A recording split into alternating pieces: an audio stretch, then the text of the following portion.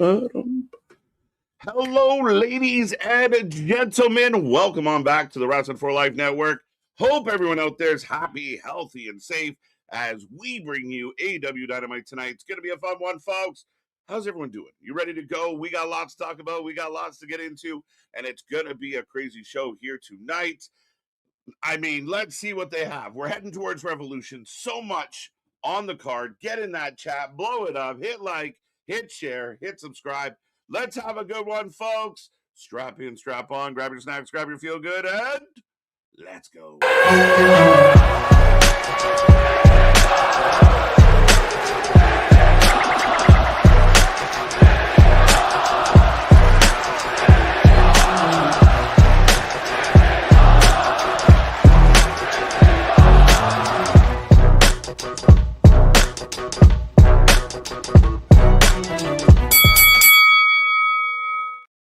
Ding, ding, ding. We are live and back at it again, folks. Like I said, we are the Wrestling for Life Network. It's Wednesday, so you know what that means. That means the night of hope, excitement. We want a good show. What does TK and Co. have in store for us, as I put that backwards? For us tonight, what are we going to talk about? How is this show going to be? And I'm going to be honest, for the fans out there, you can correct me if I'm wrong, but let me know. On paper, how do you feel about tonight's card? We're going to talk about it. We're going to get into it. We're going to break it down. Lots going on in the IWC, including Brock Lesnar's son is apparently a hockey player. But we're going to talk about that probably as well. Blow up the chat. You put Wednesday in the books. We're heading towards Friday Junior. The weekend is almost upon us. So make sure you hit like, share, subscribe. We got Chamber coming up this weekend and so much more. So, with all that being said, if you don't know who I am Mr. Every Night, KJ White, the Iron Man of YouTube. Happy to be back at it again. Happy to be bringing you Dynamite. I will be your live reaction to all the action. Shout out to Big Nick. Shout out to Anthony. Hope they are doing well, but things are good. We're feeling good. And what will Tony Khan bring to us tonight? Well, we will see. On paper, again, it's a little bit interesting. And I don't know if it's a good interesting. We are going to get the decision of the stipulation, though I feel like last week's whole thing was about having a Texas death match. I didn't realize they were leaving anything up in the air. Outside of MJF deciding if he wants to or not, I thought we did that. I mean, I don't know. I don't know. So we are going to have this segment. We will get it. And it will be interesting. Will it be a Texas death match? Will MJF have something up his sleeve? Remember, if they have the Texas death match, Adam Page will not get a title shot ever again, or as long as MJF has the belt.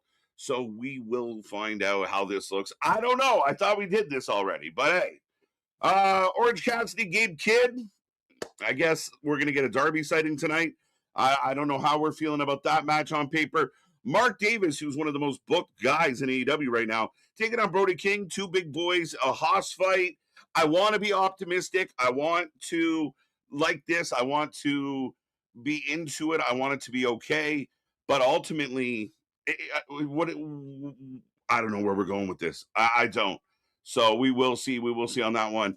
Moxley versus El Clone. Do I need to say anything about this? And thank you, Mega. I'm just working through it. It seems okay at the moment. But yeah, is anybody out there today? And if I'm wrong, I apologize. Maybe. But what are we doing? What are we doing here? Like Moxley, El Clone? Why? What's the purpose? What does this mean for any of either guy? People are going to say, well, Clone is in the Callis family and Moxie's a Death Rider and there's issues. I don't give a shit. I don't care. Straight up, don't care. So that is that. I mean, you know how I feel about Moxley, and we're about 9 minutes away from him opening another show. And here we go. Tag team match. This one should be fun. We'll see what this looks like. We've done this before, but the added addition of Cross on the outside. We'll see what this does tonight, but it should be a good match. I like all four ladies. I think there's a lot of upside to all of them. The women's tag team division hasn't been booked like super strong. So what I'm looking for here is something. It's something interesting. The WWE right now, their women's tag team division is killing it. So what can Tony do with this division to make it better? We will find out. And then, of course, announced today. Now, someone out there can correct me if I'm wrong, but I did not know that this match was happening until today. If I'm wrong about that, my apologies again, but I didn't. And this, anarchy in the arena, this to me screams everything I always say. I feel like Tony Khan books AEW for the simple minded. And I don't mean any offense out there. It's not your fault. That's what he does. I'm not saying you are simple minded if you like AEW, but I mean, like all these little catchy, the mile high and the anarchy in the arena, and there's all these little catchy, like silly shit. This is going to be like, if you were going to do this on the pay per view. But I know we got the tag match. It's just a scrambly egg. It's going to be fun. It's going to be chaotic. It's going to be nuts. It has to end the show, but it probably won't. So we will see. I don't know. I don't know how I feel about it. But folks, don't forget, we shirt people. We're here almost every single night of the year, live over 300 days a year. It's a lot of fun to bring you these streams. Make sure you hit like, make sure you hit share, make sure you hit subscribe. As yeah, we're off to a start here. If nothing else, we're off to a start here tonight. I'm gonna go to the chat. Maybe you guys will give me a little bit of reprieve. Too much caffeine. I gotta woosah. Let's go. How we doing out there? All right, we're gonna start off with Zach. Top 3 from last night. Spaz, Paul, and Mega. Congrats to you 3. We appreciate it. But Zach in here. Zach, one of my favorite messages ever. This is hilarious. But National Covered Nuts Day. Chocolate covered nuts, to be specific. But thank you for sharing that. I will let the Duchess know it's a special day. Celebrate, everybody. Mr. Stormy Jason, let's go. Frank Sinatra performed his final concert in the United States. Today is Clam Chowder Day. These jokes write themselves, folks. I didn't put them in the chat. Do you prefer New England chowder or Manhattan chowder? Mr. Stormy, Jason, my bud, I don't know that I've ever really had chowder. Canadian, maybe once, maybe twice. I'm pretty confident I've never had a clam chowder. Sounds hilarious to say again. I don't know the difference between clam and Manhattan. There's a joke in there too. But ultimately, yeah, I don't know. Call me the ignorant Canadian on this one, but let me know what's up. The only thing I know about chowder is it chowder or chowder? I don't know. Bonkers back out in NXT Stand and Delivers on April 4th, not on Mania weekend. So yes, this was a hot topic today. The news was circulating. I said it last night. If you guys have been watching our streams, you know I've been very vocal about NXT's been a little wonky with some of their announcing of dates, and we didn't know when Stand and Deliver was going to be. We all assumed it was going to be the day of Mania, and it has been the day of Mania. What I'm hearing, folks, and you can tell me if you think it's bullshit or not, what I'm hearing is that to give NXT Stand and Deliver its own kind of time and space and not get swallowed up by all the things that are going on during Mania, they've gone early. They're going to St. Louis. SmackDown the night before will be in St. Louis. And apparently that's been the strategy, to open up another weekend and run a show that weekend. So I don't know. I'm happy we're kind of getting it early. I know some people online speculated what that means for our programming here. We will keep you posted. Things might change, but don't forget there is a ton of wrestling. There's a ton of time, and we love talking to each other. Nick, Anthony, we could get on here and just talk marathon. So stay tuned. We'll always keep you posted and updated on what's coming up, but don't assume because there's no Mania Marathon that we won't be doing something special. April is going to be a busy month now with another busy weekend. Stand and Deliver. I mean, people are going to try and weaponize this whole thing, but at the end of the day, it is what it is. We're going to get the show. And again, let's see if their theory is right. If they were concerned, if they did want to offer kind of the WrestleMania of NXT its own kind of weekend and time, maybe that's good on them. We'll see if it works. FTR, The Demand, Young Bucks, The Rascals in a Mile High Madness Anything Goes match tonight. Listen, I want to be excited about this, Damien. I want to be pumped about this. I really do. I like FTR, even though I've had my criticisms of them and their booking. The Demand, hot and cold, not booked very strong. Young Bucks, I mean, they've become baby faces because they got their tassels back. Didn't really tell a great story with any of the stuff they've done over the last 2 years. The Rascals, I love the Rascals. They can go. I hope they get a chance. But I'm not that excited about the madness. I think we get a lot of madness. I think this is another, we'll book a madness match because we can't book the good wrestling. And I keep hearing, we've been hearing for years, and I say this every Wednesday. This is where the best wrestle, yet, all the matches have to have stipulations and none of the matches have rules. This is where the best wrestle, prove it and give us the best wrestling matches, not just the matches with the biggest high spots or the most blood, but the best wrestling matches within the confines of what pro wrestling has been forever. Give me that. That's what I'm looking for.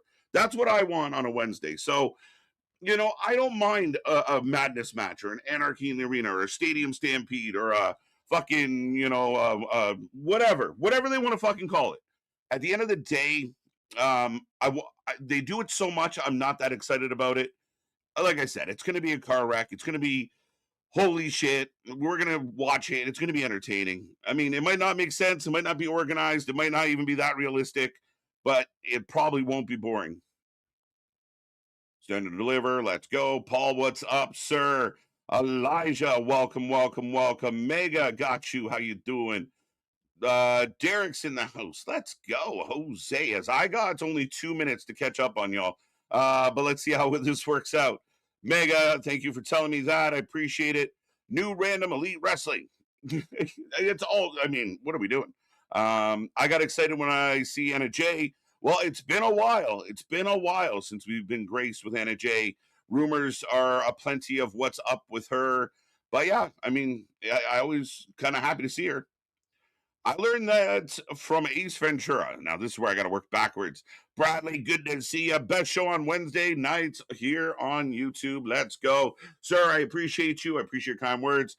And I appreciate all your help, sir. So thank you, thank you, thank you, thank you. 28 months. Congrats on that. That's amazing. What's up, Ken? How you doing? How you doing? Got that one, got that one, got that one. Shit show.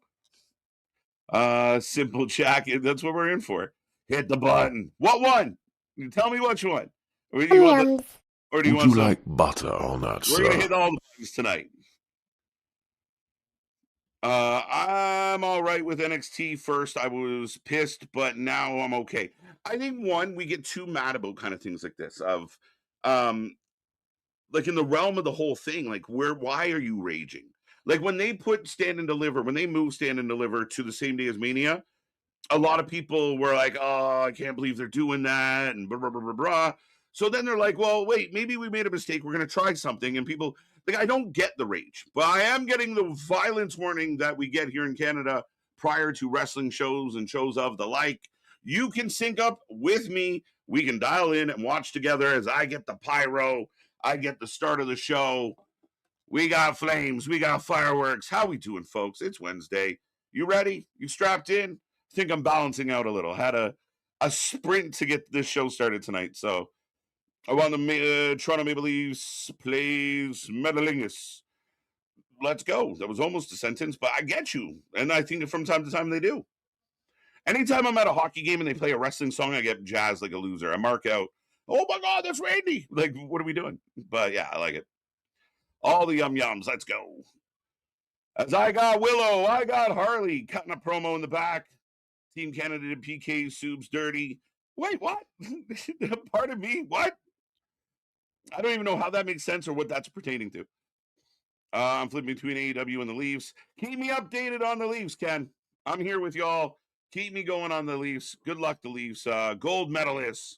Austin Matthews is back, so let's go. Videos were circulating today of Austin Matthews being removed from the White House. It was hilarious. AI, but not for reals. So we are getting a women's tag title match tonight. I feel like you're going to have to change those titles now, right? Is anybody out there? I mean, would you agree? If you're going to run this back and now they got Cross on their side as well, that we end it. I'm a little surprised it's not Megan and Cross with Penelope on the outside. No, but anyone, fact checkers. When was the first we heard about Mile High Madness? Today, right? What's up, Jesse? How you doing? Welcome back. KG sounds like you chugged like, dude, I was fucking, slow me down. What is happening? It was a chaotic afternoon. I carb loaded on some amazing homemade pasta. Things are good. But yeah, it was a scramble. Mumbling and mixing up my words and saying things backwards. Woosah. We're getting there. I'm raging against the machine. Let's go.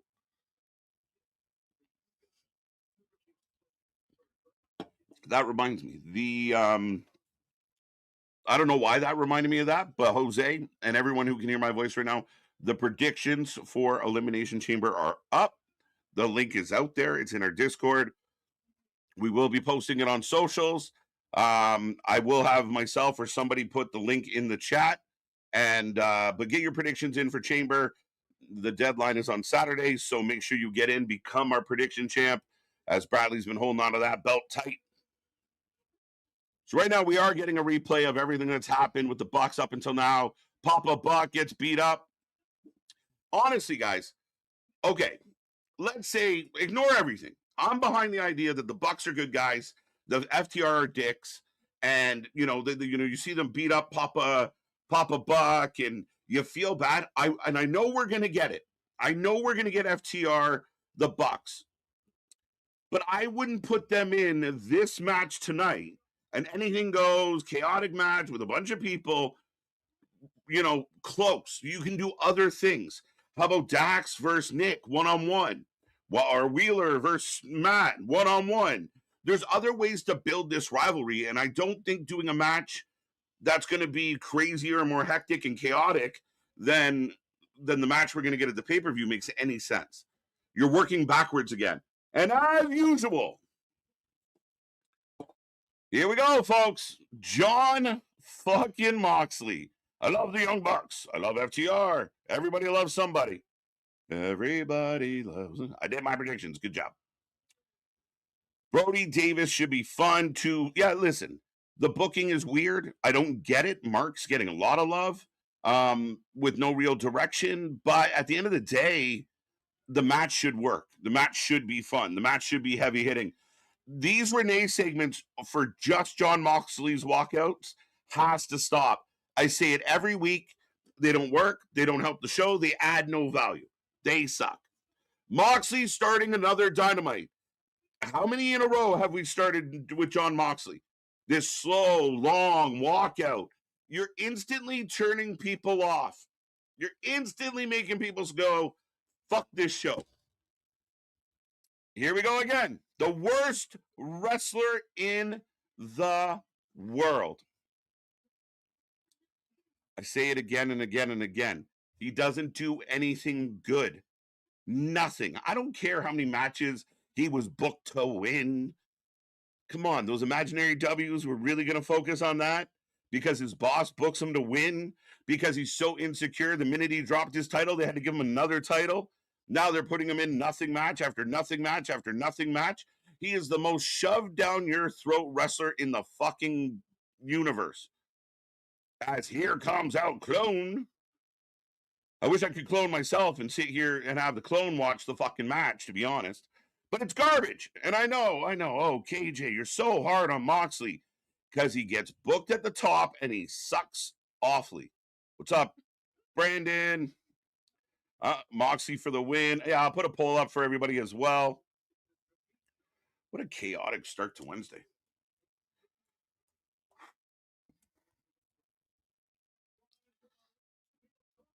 But come on. And anyone online, I take a lot of heat for my takes on Moxley.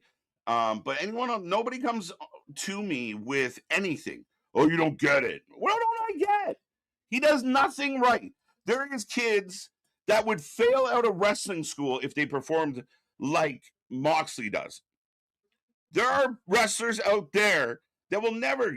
There are wrestlers in NXT. There's wrestlers in Evolve that show more understanding of fundamental wrestling than John Moxley.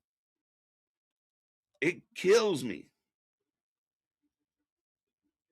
El Clone is here. The poll is up, and this barn burner. You want to be excited about Dynamite? Let's start Dynamite with Moxley every fucking week. Yeah, they just won't stop. They won't stop, Michael, because some people out there in this niche audience think he's great, think he does wonderful things. He sucks. I don't know what more I can tell people. He sells nothing. When he tries to be technical, like what he's doing right now, he gets stumbly bumbly like a drunk uncle. His punches are shit. The forearm spots are boring. Yeah, his matches are convoluted. Most of them end up in the crowd. We're shocked when he doesn't bleed. So for all the people that say I just hate the guy without reason, where is your good reasons for loving Moxley? What does he do good? Mox entrance is anti-yeet. The crowd is dead. He should stop coming through the crowd. He should start coming out the normal way. And then when he truly does go babyface, you bring back Wild Thing and you walk through the crowd and have them go nuts. They're chanting F Don Callis in the arena at the moment. My brother agrees with you. I got a brother that loves Moxley, loved Dean Ambrose, and I couldn't do it. I can't figure it out. I didn't even like him as Dean. It's not even like, oh, he went to AEW, now you hate him. No, I watch him every fucking week, and he is the worst part of the show. I watched a pay-per-view, Revolution.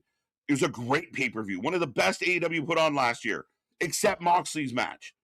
I watched other pay-per-views. They were great pay-per-views, except Moxley's match. I watched a casket match with Darby that we waited months for. That sucked. That was subpar. That looked Bush League and embarrassing as he flips the birds because he's 15 and cool. Oh, and he is 50 pounds on the guy, and they're at a stalemate with a shoulder block. So stupid. I'm more upset that the Xfinity that they were in the 3PLE sponsor and that ESPN and Xfinity hadn't made a deal. Okay. I don't know why you're mad about that. You don't work at anywhere. AEW is so confusing to me because the amount of talent on the roster, not nearly as many injuries as WWE, and still tough to watch. Again, I think the biggest problem with AEW, and everyone goes, oh, it's Tony, it's this, it's that. Ultimately, it becomes Tony, but the biggest problem is they push the wrong people. People that we love, people that we want to see, people that we think should be booked, people that have genuine heat. Book Ricochet more. I know, unpopular opinion. I would be booking with all the fucking heat that Ricochet actually gets. Book him. But you don't book him. You book him in bullshit. Book him more. You gave him the national belt. That national belt means fuck all.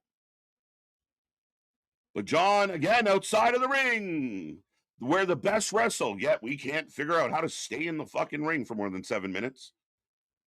That's not nice. That's not nice. All right. Tried to beep you. I tried to censor it. Didn't work. Right. Let's go. Let's go. Shout out Michael Keaton. Yeah, movie's jokes. Death Riders have never defeated the Longhouse family. That's the story. So the story is the Death Riders are a bunch of losers, and Moxley. Did Moxley not beat one of the Cows family recently? Am I missing something here? This match, the crowd's semi into it. It's anybody's super jacked about the match right now. Yeah, I absolutely love to hate this motherfucker. As we go into we go on the submission roll. Moxley's shoulders are almost down, to be honest. And again, this is where he shows off. I'm a badass. I do grappling. Yeah, okay, buddy. Guy's a fucking loser. Oh, Clone is here. I don't care. He was great. At what? Bleed. Whoa, rough. He's hot. Get out of here. He looks like a plumber. That's not even my joke. I stole that. Death Riders have never defeated. Okay. The crazy thing is, it looks like the fans, they look really Look at those fans. They are all look weird. LOL. They all look like John Moxley. It's crazy. And I get yelled at all the time, Paul. Like, why do you love him so much? Listen, if you're out on the internet shitting on Jey Uso and you're a Moxley fan, shut the fuck up. Shut the fuck up. I don't want to hear a word. Nothing. Nada. Zero. Zilch. Because apparently my house is breaking.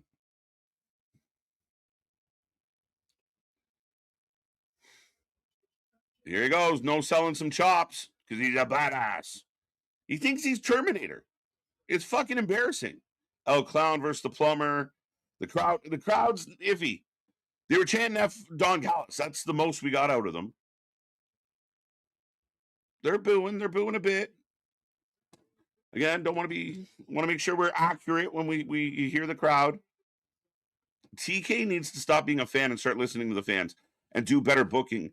I even think it would be better, and I know the sickos get really defensive and they just want to rage and fight and bitch and moan, and even though they're the biggest pussies on the planet. But at the end of the day, you know, the criticisms that have been offered by people way smarter than us, way smarter than me, and they just don't want to hear it. They don't know way. All these Hall of Famers wrong, all these podcasters wrong, all these former fans that we used to have wrong. People just don't get it, bro. That's why there's 3,000 people in this building tonight. It's tough. It's tough.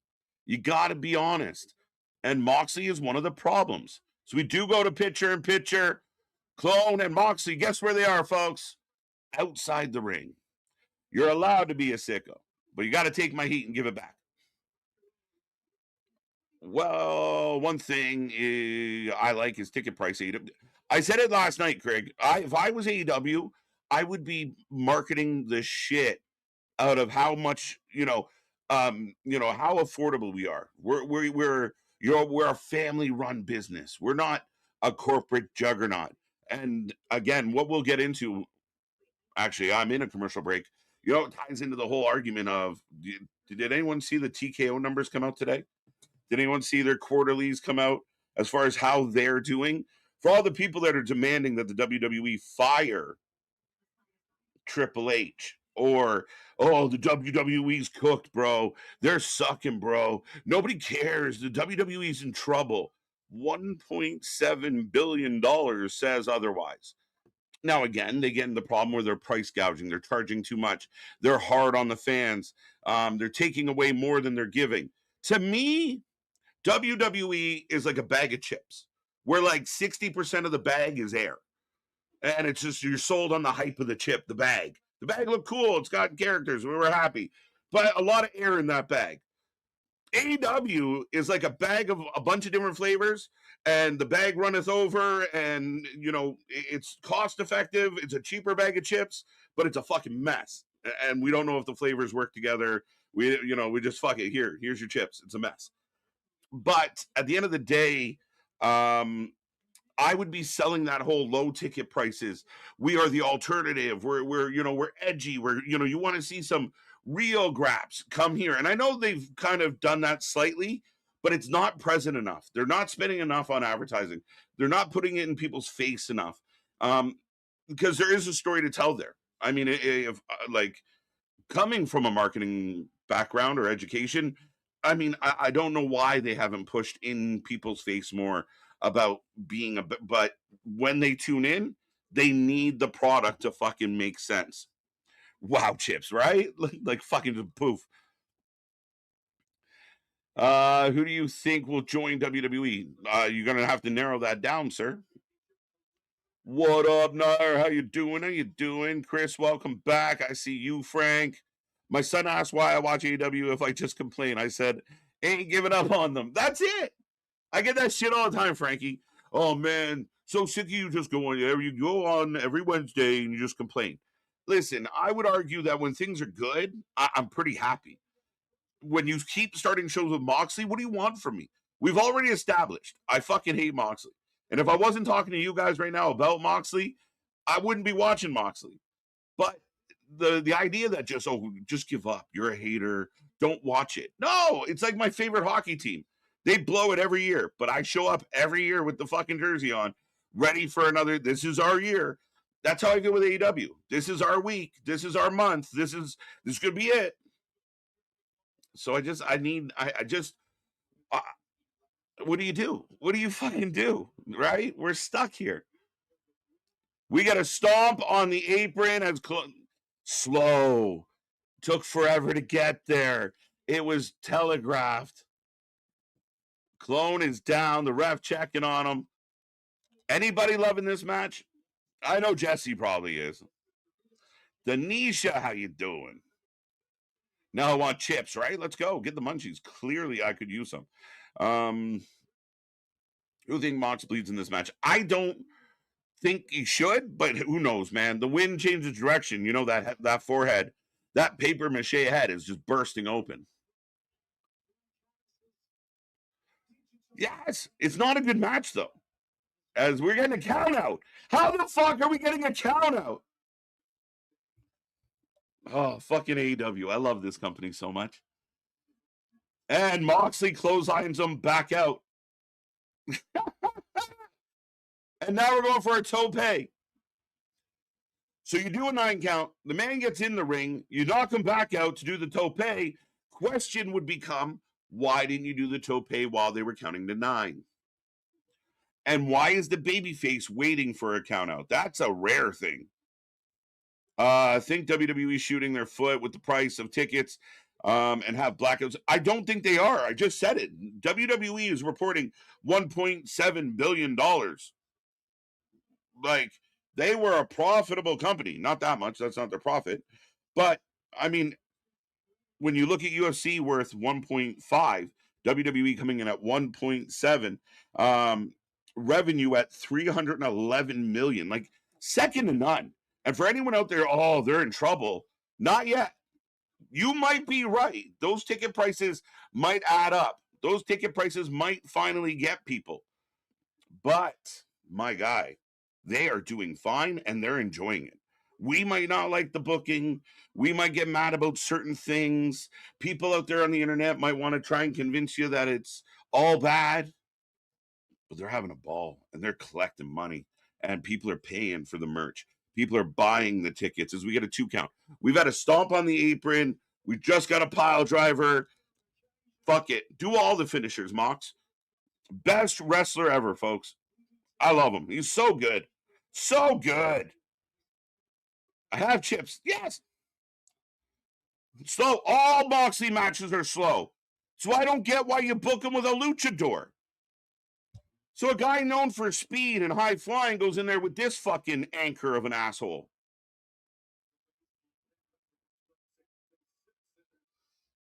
Asshole. Now we got a choke. The crowd's loud at this point, though. When he grabbed the chokehold, the crowd popped. He does everything slow. It's like he thinks he's some type of Pele kick. Down goes Mox. He loves the rollout. So instead of falling down on the mat, I don't know if it's just because he has trouble getting back up. So he rolls out so he can stand up on the floor. So he got kicked in the face, but never really went down, you know? Great move. Beautiful moonsault by Cologne. He's grabbing at his leg, but he comes down, and then Moxley back up to his feet. Maybe. Anthony doesn't do that, so I had to find other means.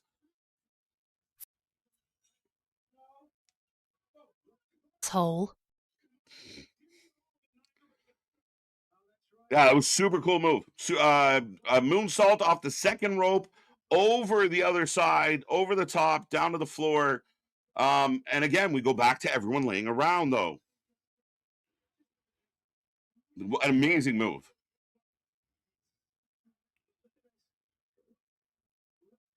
I never said it was. Those are not the same things. Now let me understand. What's up, Anthony? Speak for the double. We'll never tell. That's an interesting way to put it, Jose, but yeah, do that. What's up, J1? What's up, KJ? Not sure if you know or talked about it already, but an NXT Premium Live event will be moving to ESPN in the United States with Stand and Deliver. I hadn't really specifically talked about the ESPN thing, and part of me wonders, like where I said earlier, they moved Stand and Deliver, and part of the theory or part of what's being reported is that it was to kind of give it its own weekend, get it away from Mania. Part of me wonders if it was the scheduling of ESPN. Like I don't know what would be going on ESPN that particular weekend. Maybe car racing of some sort that fucking people are super into. Is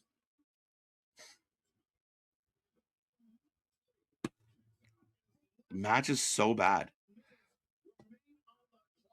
and we're almost at a fucking, like, the time is ticking away. This has been 22 minutes, and here's Moxley shaking like a drug-induced Hulk Hogan. Ironic, but yeah.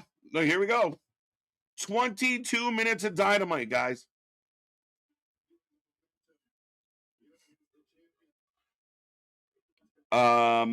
Yeah, but I wonder if ESPN had a role in that moving decision.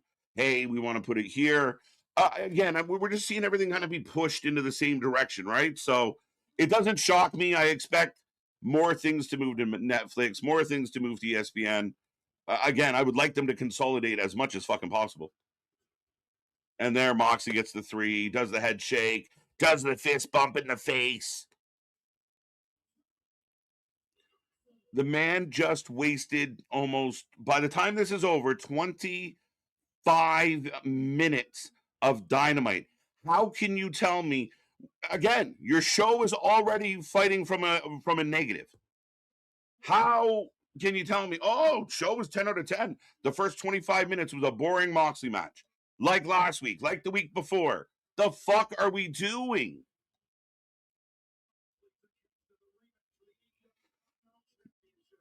Yeah, no, yeah, just 100%.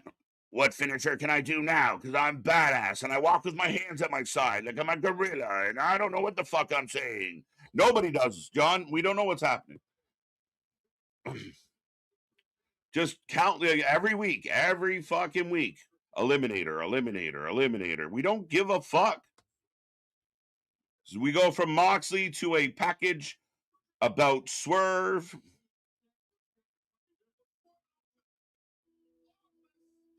Is this Kenny?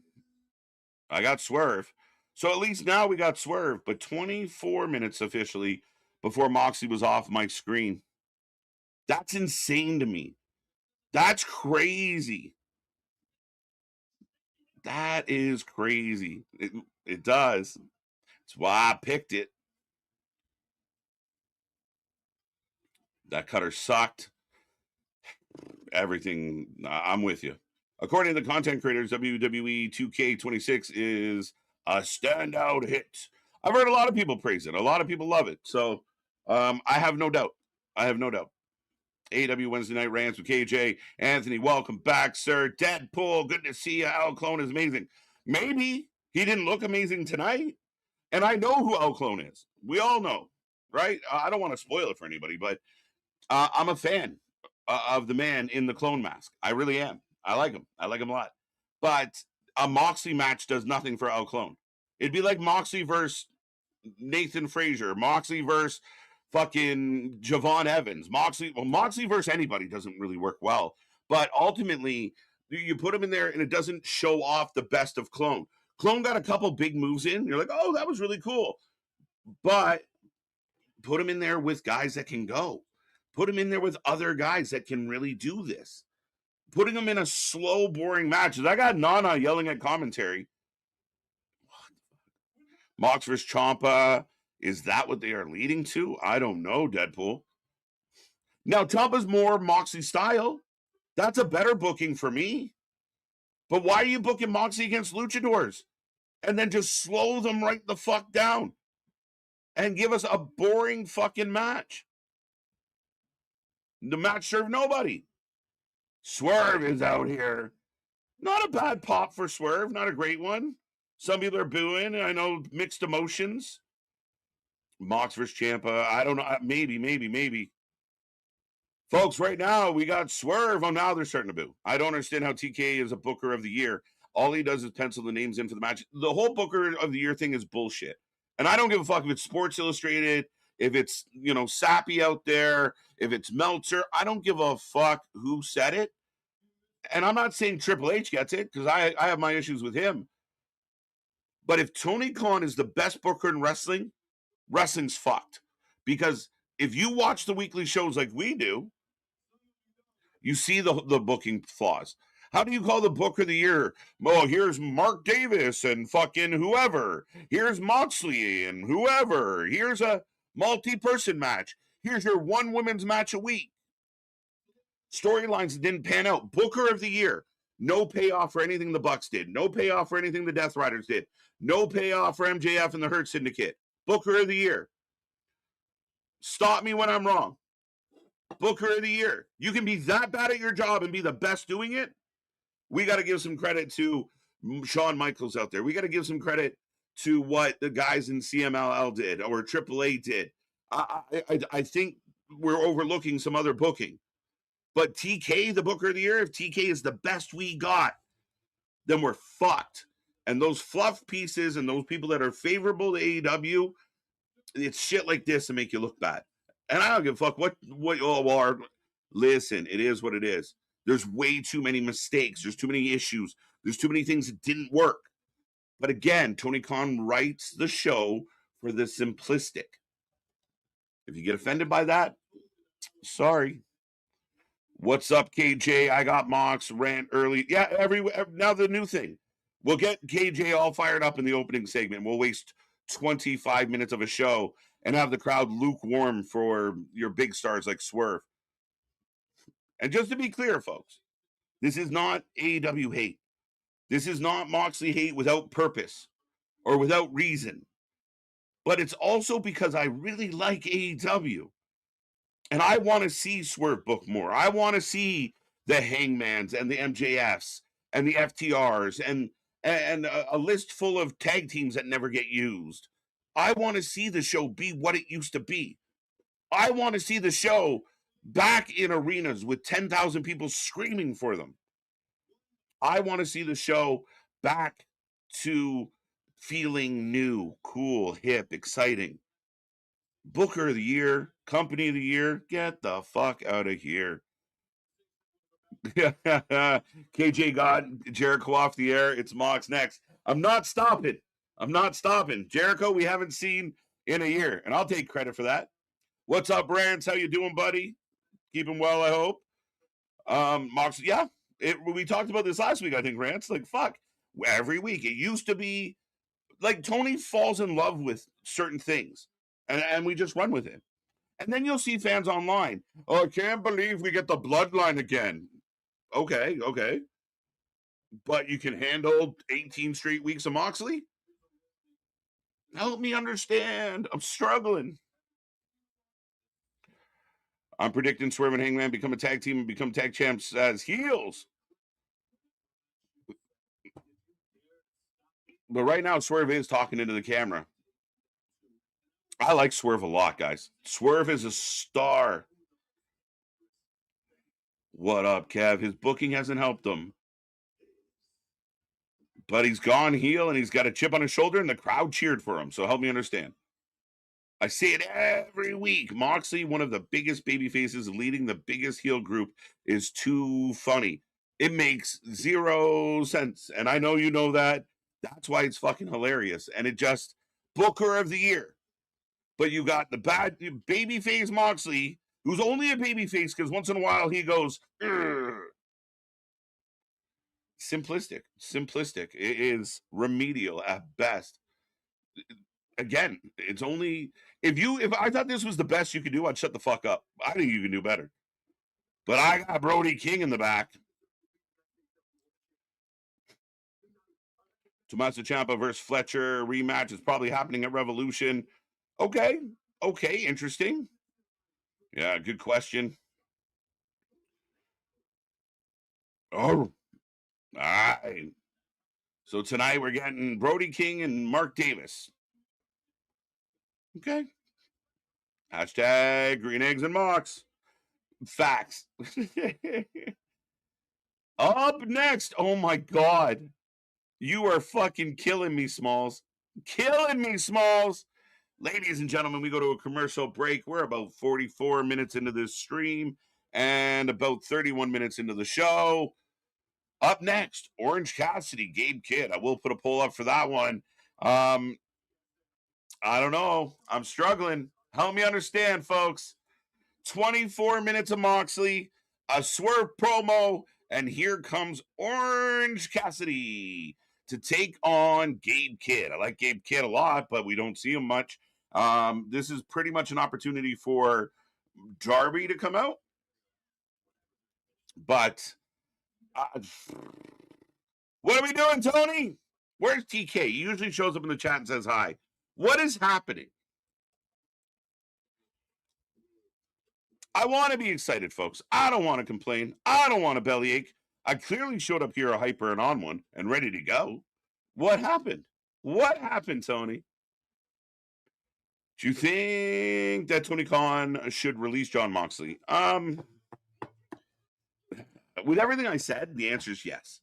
Do I think there's a spot where you could work with Jon Moxley and make him something? Yes. But he's too prominent. He's used too much. He's bad. Maybe someone talked to him about, hey, Mox, maybe sell one or two things so your opponent doesn't look like a complete fucking puss every week. Every week you make someone look like a fucking schmuck. Hashtag schmuck on that one. Ciampa challenging Mox now. That's interesting. But where did that come from? Somebody just asked in the chat, are they building towards, like, is Ciampa going to get his rematch against Fletcher?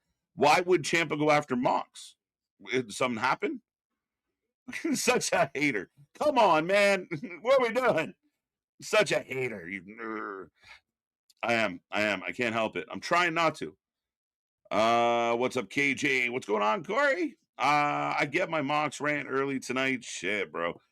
Early and long. That's another part of the Moxley lore that they're selling us. Well, Moxley goes out and has these, almost time limit matches every time. That's not a good thing. I don't understand how TK got that one. Let's roll back down. I'm watching WWE Evolve. Again, a lot of people watching Evolve. Wait, did you say people will rate this a 10 even though Mox was on it for 25 minutes and it sucked, but you gave a 9 to WWE Raw, which mostly sucked? Did I hear that right, sir? Yeah, you twisted it in your own little way there, Boston, as you try and do. But at the end of the day, AJ Styles retiring over a 25-minute Mox match? Come on, bro. Everybody in the chat knows you got to give your head a shake after saying that out loud. Why would you even type that? Did you think about it? Maybe you should edit it. Think about it. Think. Not why they removed them. Billy Gunn is still in the game while working with AEW. Oh, that's for Paul. I'm in the middle of that. Is here comes Orange Cassidy, folks. What up, Boston? I did. Let's go. Byron, let's go. Moxley's killing me. Fucking killing me.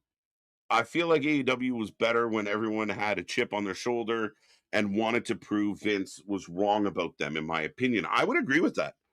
When everyone was coming in here fresh, but the booking let them down. A lot of people came in here, and even others that have left again, but there was a lot of people that signed. FTR, we thought they were going to take the world by storm, and they've had some good stuff, but even Dax knows things have been bad. He's been, at one point, he was vocal about, we're kind of getting fucked around. As here comes War Ready Gabe Kidd. So yeah, I mean, ultimately, that's always a good feeling when you got a guy like Swerve that wants to prove the world wrong. Book him, give him a chance, make him good, and I think they have to a point, but the booking lets you down. Lady B, remember how excited we were when AEW started? Good times. I tell this story all the time, Lady B, and maybe I just tell it to kind of, try and thwart off some of the hate that, the criticism. But I started this channel. I started an Instagram. I wasn't doing this. I had I was doing other stuff, living my life, actually having free time on the evenings. And just a wrestling fan, diehard, lifelong wrestling fan. But WWE was in the garbage. It was terrible. Vince was killing it, just murdering the business. And then I saw, hey, we're going to do this show. That's really cool. Then that led to the, hey, we're going to have a press conference and announce this big thing we're going to do AEW. Jericho. Oh, shit, this is cool. I know Jericho. And then I saw guys like Jim Cornette and some of the other critics out there just shitting all over everything AEW did, especially in the early days. And I was so in love with AEW, I started an Instagram. My first ever post was, isn't this guy full of shit? And it was a picture of Jim Cornette. I've since deleted that because I started agreeing with him too much. So that's the truth. So thanks to Jim Cornette, I started an Instagram, and then it bled into doing this all the time. So the good old days where, you got 2 good tag team matches every week, that people had all the potential in the world, that it felt hot, it felt new. They had some stupid shit, and they had a guy running around oiling himself up and some gimmicky shit. But it was the early days. You're trying to iron that out. But when Moxley first showed up in AEW, I thought it was great. Holy fuck, here's Mox. And he had all those, they never used me right. I had so many good ideas. I was like, yeah, let's go, Mox. Let's see. And then it just turned out it's Dean Ambrose with a haircut. And it sucks. What are your thoughts on the promo Swerve? Pretty good. I like Swerve a lot. And I think anytime we can get Swerve, I think they missed an opportunity that, Swerve could really be the top babyface in AEW. He really could be. His original song had the whole building moving, swaying. They wanted to swerve when they drive, but they didn't really dig into it. And it hurt Swerve. Then, Swerve Adam Page was one of the better things in AEW for a long time. I think Swerve is great. So the fact that he's in here, he's trying to dig into being heelish, but you still got people cheering for him because they're kind of, when everyone's great, it becomes bland. And it's dangerous to have everybody kind of be great. I could be a Iron fan and still wouldn't call myself a sicko. Fair enough. I can call worse. King really got put to the back of the line. Yeah. Right, you go from I want to challenge the champion to here's Mark Davis. Oof. This is the first backstage promo I've seen from Bandito. Yeah, it doesn't say much. I think we've had a couple. Orange Cassidy for the win. Let me check on the poll. Orange Cassidy 57%, 13 to nobody, and 30 to Gabe. I mean, why would Orange Cassidy win this match? Should Orange Cassidy not be like the Miz of AEW, where he comes out, does his gimmicky shit, and then eats an L? Why would Orange Cassidy beat Gabe Kidd? Did we not just kind of get Gabe Kidd? Is Gabe Kidd a Death Rider? Is he not? Is he a Death Rider some days when they can't, figure out what to do? When creative's so shitty that they just, oh, fuck, we're down a man. Throw this guy in. Why? We don't know. Who cares? He's also bald. Show makes you want to drink, but in a bad way. Facts. So funny. Spats throwing out 10 bones. Not gonna lie, hardly watching AEW, mostly listening to KJ as I edit. Elimination Chamber preview should be up between 10:30 and 11-ish, pending on processing time. Hope to see y'all there. Love, KJ. Spaz, as always, we appreciate, man. Nothing but love. Good luck on the editing. Go check out our friend Spaz when you get a chance. He's doing cool shit over there, and give him some love. And a good old fellow Canadian. So, schmuck, not you. That. I'm sorry. There you go. Yeah, what? Where did Boston go? KJ WWE Evolve is still good right now. Be a while before I watch Dynamite. Again, I mean, other people have said that. Maybe not a ton of people, but some are saying that Evolve's putting on really good matches, having really good, decent shows built around good matches. So it's interesting for sure. That's a decent promo from Brody when he taps into that anger of his. They are believable in a draw. Brody's great. I'm with you. Brody's a guy, I could be a world champion. Brody's a guy, babyface or heel, works super well. Brody's a guy, I think if the WWE could get their hands on Brody King, they could do something with him. Not that he'd ever go there or wants to. I'm not starting that rumor. But just AEW doesn't know what to do, and we know AEW and Tony struggle with big men. Pause. But Cassidy to the outside, our favorite place to have wrestling, on the outside of the ring. Brody's promo need to be short and sweet. He's just got to spit it. Like, no, like, pre-thought. Just, Brody, go, and let him bark like that. Let him, like, I think Boston said it perfect with a little bit of the anger, that bite to it works so well. Shock Masters in the crate. Folks, that is actually one of the questions on the predictions is what or who is in the crate. Kichi, I'm trying. I don't know if you're being sarcastic or not.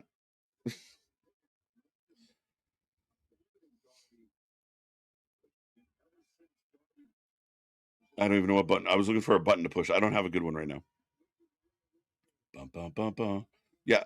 Da, da, da. What's up, Pablo? How you doing? Pablo Ferrari.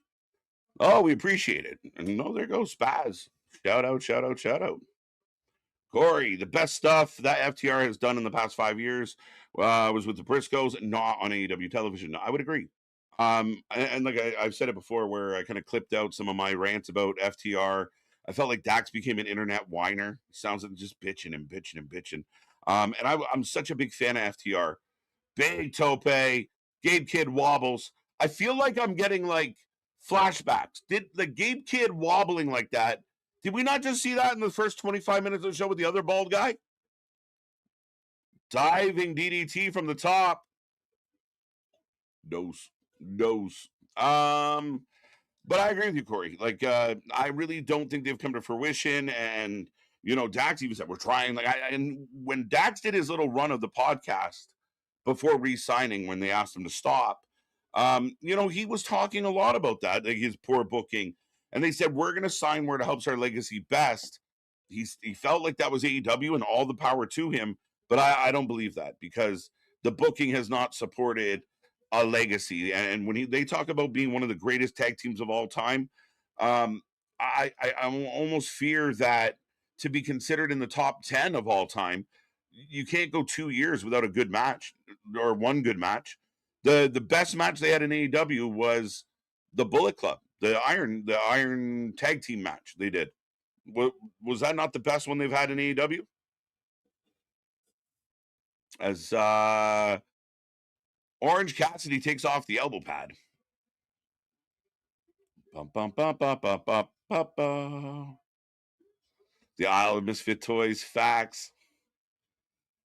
You heard what I said, and I said Raw was shit. But you're comparing an AJ Styles retirement segment to a Moxley fucking match. Again, one won't preclude the other. So, again, I said what I said. I gave all the love to AJ Styles. If you don't get that, well, I don't know how to help you. But beyond that, I mean, at the end of the day, again, I don't think that comparable makes sense, my guy. AEW is one of the reasons wrestling blew up again. I will never deny them that. No, for sure. Listen, Tony Khan's done a lot of good shit. He gave homes for a lot of wrestlers. And I know we joke about all the wrestlers that are out there not working but getting paid. Well, I mean, he's definitely helping a lot of people have better lives, or at least opportunities to have better lives. A lot of people out there making more money than they would have ever made if he hadn't come along. There are positives. There's a Wednesday night show that, at least at one point, was the hottest show in wrestling. Doesn't mean he can't get that back, but he somewhere along the line it's been lost. Right now we're getting, like, again, both men on their knees, and we're getting the soft slaps. We just had a match that was slow, guys. This is the best wrestling. This is where the best are doing it. This is the best. I said that. I gave the fucking show a weak score. Let's go. Tony does not want guys going to WWE, so he backs the bring. Yeah, 100%. 100% backs that truck up as we get a two, or freezes contracts and injuries. Yeah, I mean, for once in the beginning, Tony was like, I would never do that. I always used to say Tony Khan is the Robin Hood of pro wrestling. And oddly enough, even though he was the billionaire's kid, he was robbing from the big bad corp, right? He was robbing from the rich to give to the poor, us fans who were dying for good wrestling. Oh, as Gabe Kidd goes to the eyes, hits a pile driver, stuck it. Oh my God. So Moxie does a pile driver, and we go for 10 more minutes. Gabe Kidd hits a pile driver, match is over. See the problem? Do you see the problem when we talk about Booker of the Year, when we talk about proper wrestling? Anybody catch that? Everyone is much different now in every company. Not sure. Jericho was a big deal to me when he was switched sides. Huge. It's okay. Here we go. The War Dogs are up to no good. There you go. Give them shit, Denisha. Give them shit.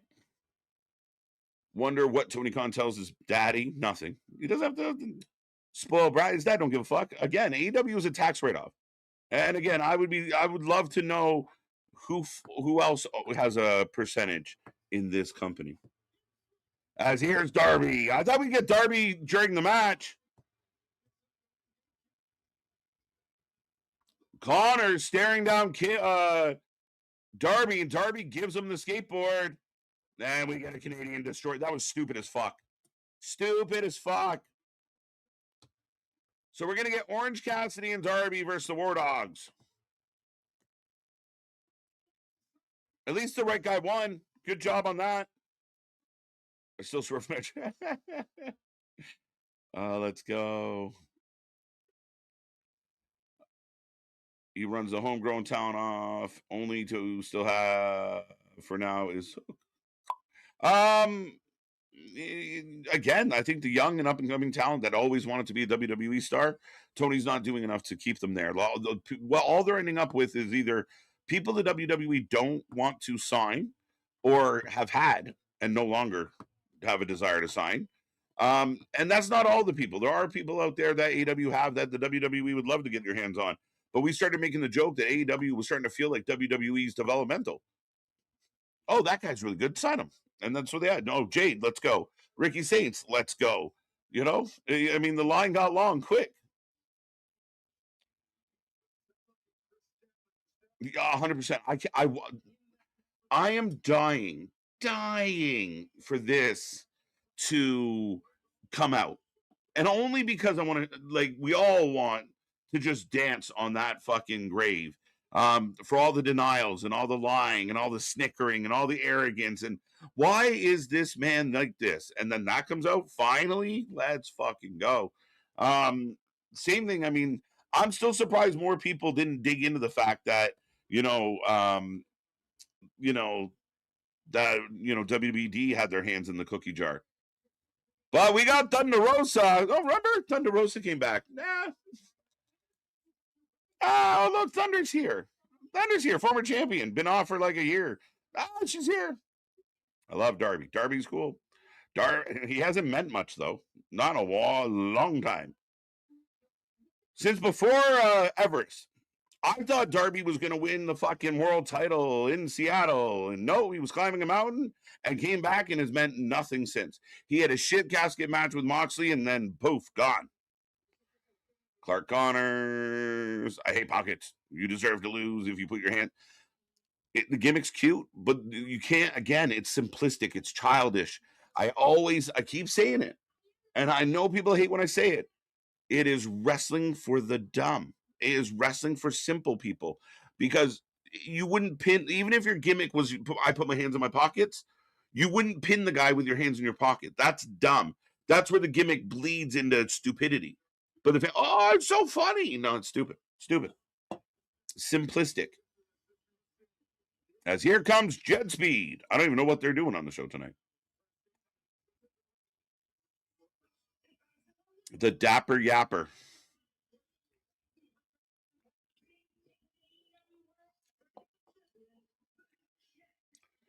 Did anyone remember Jet Speed was 2/3 of the fucking trios champions?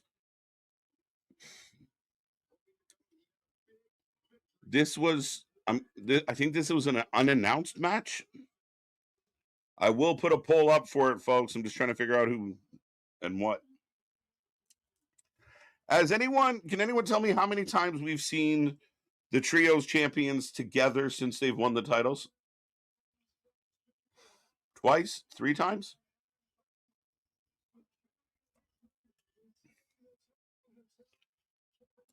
Kevin Knight.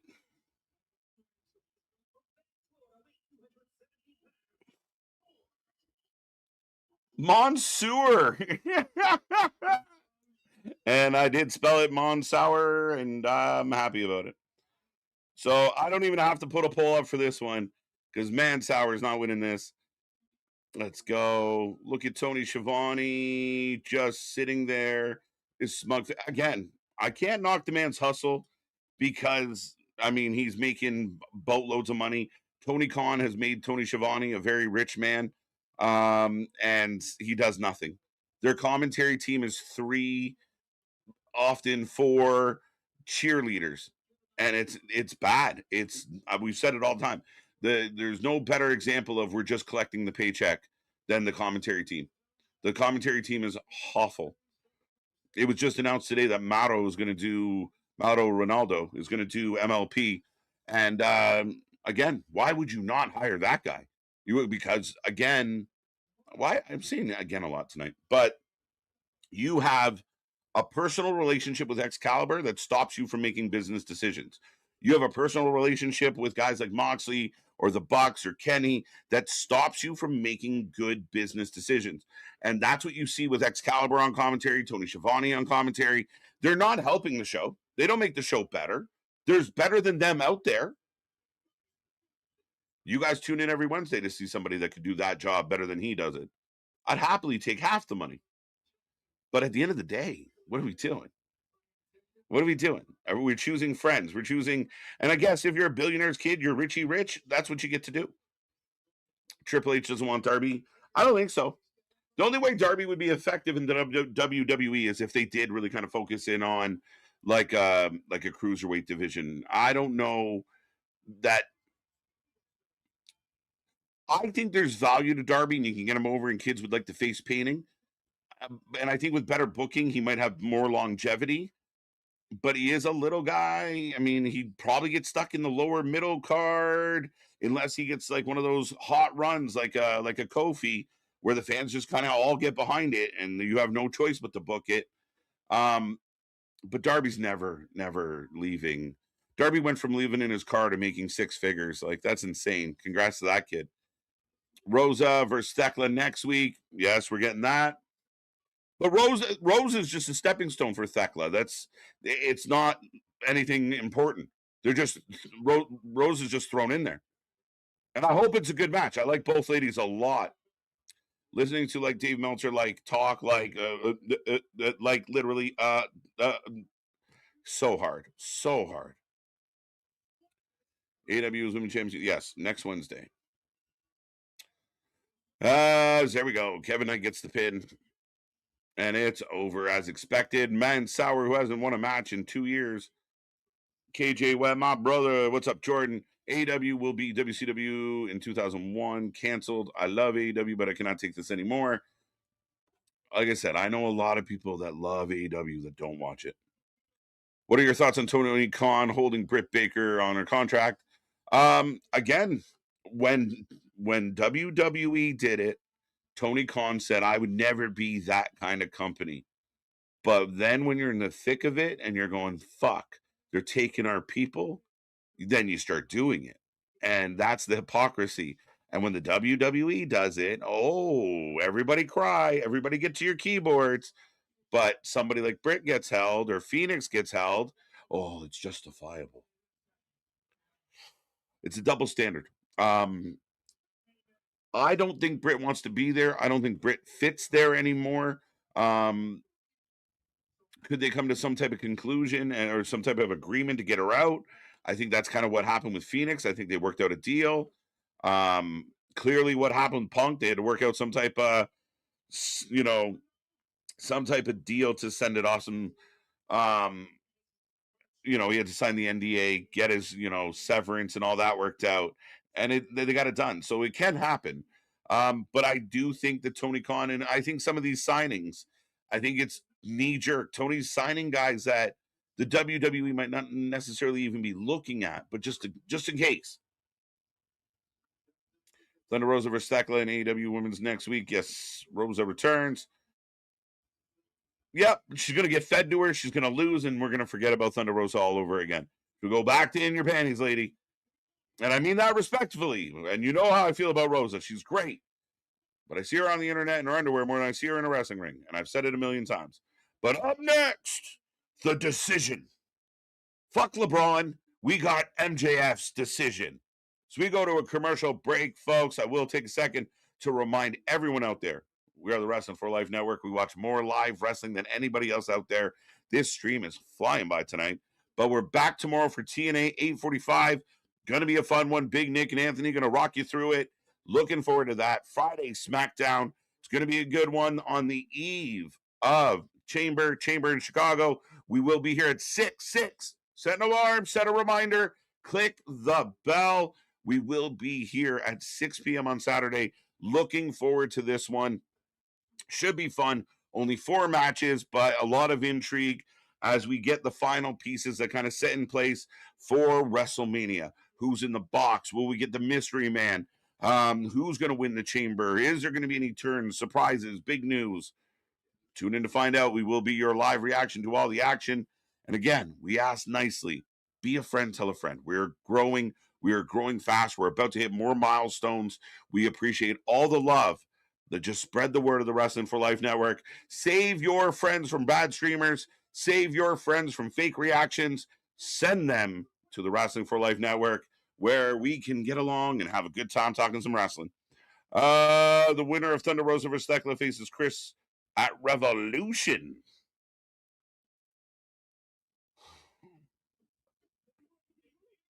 The winner of Thunder Rosa Thekla faces Chris. Okay, I had to read that like twice because to me that sounds backwards, right? Should it not be the winner between Chris and Thunder face Thekla at Revolution? Am I wrong? Why is, I mean, I get it, but it sounds stupid that your champion has to beat, like what? Okay. So Stats automatically already the number 1 contender to revisit this belt, and you just told me Thekla versus Thunder Rosa means fuck all. If you already know that Chris Statlander is waiting in the wings, Thekla versus Thunder Rosa means nothing. Sorry, bad booking. If OC put his hands in his pockets as a diversion or a tactic, I wouldn't mind it as much. I don't mind his hands in his pocket. I don't mind if he wants to throw his hands in his pockets and do a tope, or he does that little sequence where he does a couple drop kicks and a kip up, and it looks kind of cool, and the crowd pops for it. But you can't fight the whole match like that.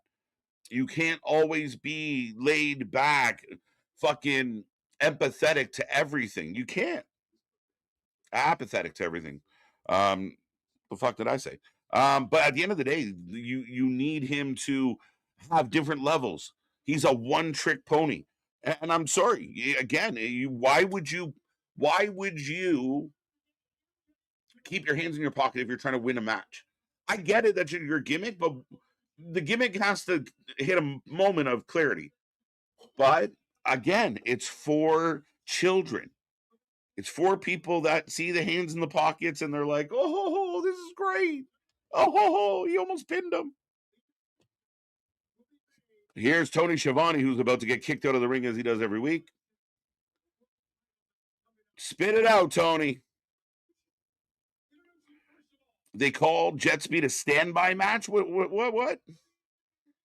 Can't knock. No, you can't, right? I mean, fuck. You're right. Solution. It's tough, right? AEW does literally nothing to make me care about the pay-per-view, and then I get excited from the pay-per-view, and then right back to the mostly sucks. I'm starting to get annoyed, even though I told myself not to. As here comes Hangman Page. You know who the best example of that in a lot of ways, Boston, is my buddy Nick. Especially like a couple of times where like MJF came back, MJF won the title, and I see the guy I do these shows with super pumped. Right, he's got the scarf on. He's like, "This is gonna be wicked. I can't wait." We've even done a couple of weeks where he's like, "Hey, man, we're gonna do Wednesday together because it's gonna be a big one, and they're building off this pay-per-view." And then Tony is relying on the fact that when you put the guys in the ring, at the pay-per-view, they're going to bang. They're going to do what they're paid to do, and they're going to do it well. Doesn't matter how bad the booking is, doesn't matter how bad the story is, they're going to do a good job in the ring for the most part. 9 times out of 10, that runs true. Hangman MJF is going to be a good wrestling match, no matter how bad the build is or if it makes sense or none of it, right? There are exceptions, like I love to point out, Moxley sucks. But at the end of the day, before the pay-per-view and after the pay-per-view, it's the same shit. And we're hoping, I think sometimes we even talk about the idea of like, I'm not really excited, but we know it's going to be a good match. Not really excited, no, it's going to be so on a pay-per-view, you know you're going to get like 5 or 6 really good fucking matches. And that's what they hang their hats on. That's what the fans think. Oh, it's where the best wrestle, best weekly show, best this, best that. No. You're relying on the fact that you do good matches on your pay-per-views. And once in a while, we get a really good Dynamite match. But not always. We are approximately an hour and 2 minutes into tonight's show. Can anyone let me know the really good wrestling match we had so far tonight? I'll wait. MJF telling the crowd to shut up. Doing the Miz's gimmick, by the way. Does WWE sign Darby Allin maybe as a team? Do you think Danhausen? A lot of people are saying Danhausen's in the box. What's up, Zippy? Darby Hausen. So jokes. I've said you cannot have a human being in the box. The only way I'm wrong is if the person is somebody like Danhausen. And maybe that's how we ended up on the Danhausen thing. Danhausen's close with Punk. He likes Punk. Punk likes him. Maybe they feel like there's something there with this kid. But it has to be, you got to play something like a Danhausen in the box. Because if it's Jericho, well, that makes no sense. It's stupid. Why are we doing that? I can't go with you. I think I said hello, Zippy. What's up? So I don't know. Danhausen seems to be the front runner because he's the only one that would unrealistically be okay being in the box for 2 weeks. I mean, this day and age, they're like, oh, I got a package. No, send it over here. No, send it over there. I just bring it with us. Nobody's skeptical about what's in this box. Nobody knows who the box is for. Nothing.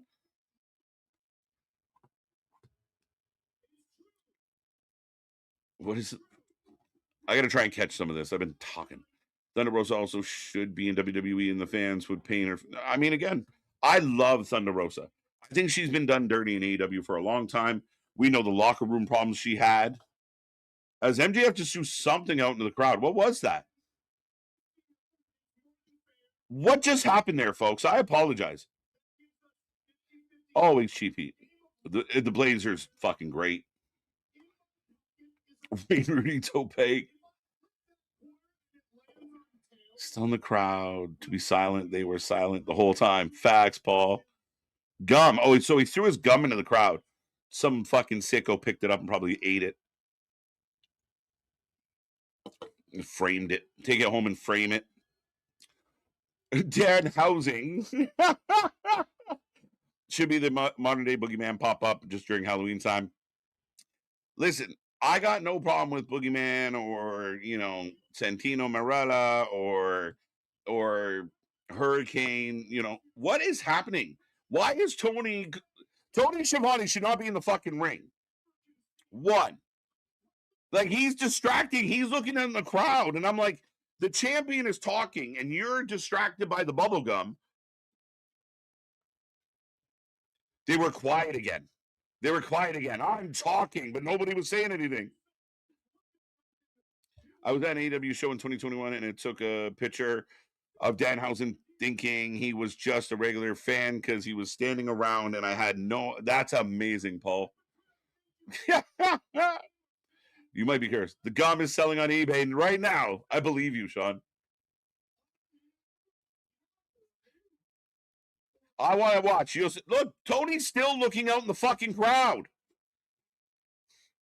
I hate, for anybody that can hear my voice right now, how often in your life are you willing to stand there and just let someone talk shit right to your face for 5 minutes.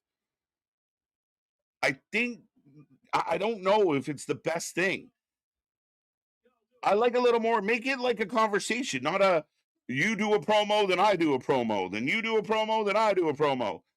Argue with each other, cut each other off, talk over each other. Right? I want to see I guarantee there's fan video. The guy picks it up and licks it. Like, oh my God. Oh my God. If it's on, if anybody wants to get Nick a Christmas gift, the MJF gum is now being sold on eBay. So MJF can use weapons, but Hangman can't. Really?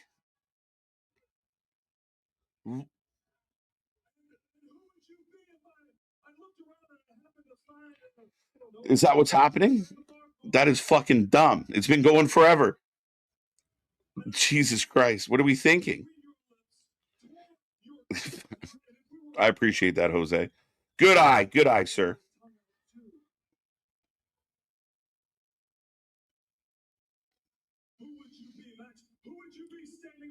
She's gonna be in a month clean, mega. What did I miss? Off pot, bro. Congrats, I guess. I was at a show in 2021. I got that one. Get Nick a Freddie Freeman jersey for Christmas. Oof. Thank you. I literally, boss, wasn't saying that like they could get away with having a shit show. I did. I overhyped Raw completely because I was happy with the ending. But this show has been fucking running in cement, wet cement. Now they're chanting dog shit, which this Shit!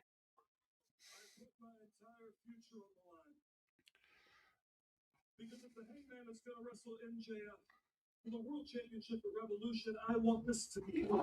I want this to be it. We know you don't really talk like that. This sounds really fucking stupid. Did you go to the Kenny Omega school of cutting a promo? At least he stopped yelling, I guess.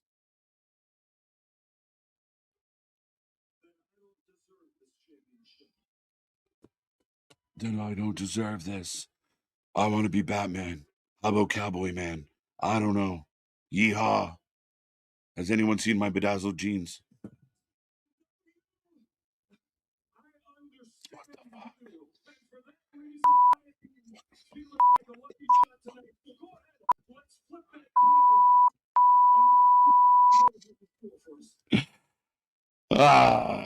Is it just me or is it? It's not, because we did the same shit last week.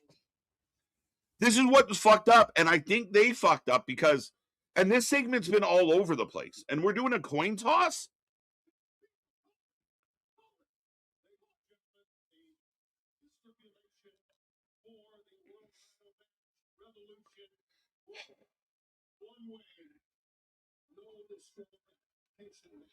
A one-way no DQ match. What are we doing? Just have a match.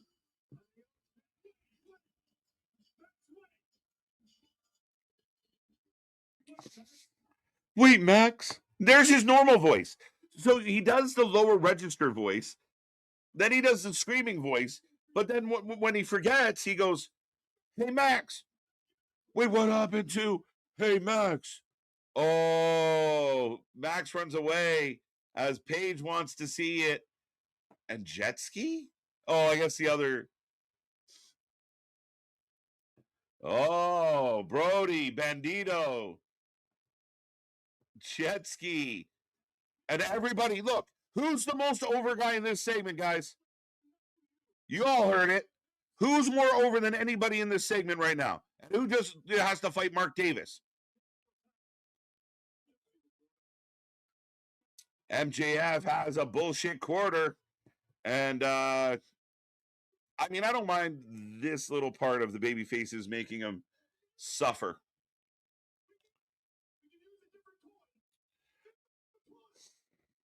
Coin flip. How edgy. I know. And then now we got a 5-minute argument about a fake quarter. It's lame. This is childish shit. I keep saying it. And I mean this politely. I'm not saying the fans are dumb. I'm saying the guy writing the show thinks you're dumb. And we're getting childish shit. He writes for kids. There was better storylines in Rugrats. So it will be a Texas death match. It's not going to be but they said it last week. Right? We already knew. So we did a full, almost 15 minutes telling us what we already knew. Thank you. What are we doing? Shit! Yes, all the way. Asshole. Anthony, come on. I want to throw my TV. Perfect timing, bro. Anthony, I agree. It's just so fucking slow. Tonight has been slow. Slow.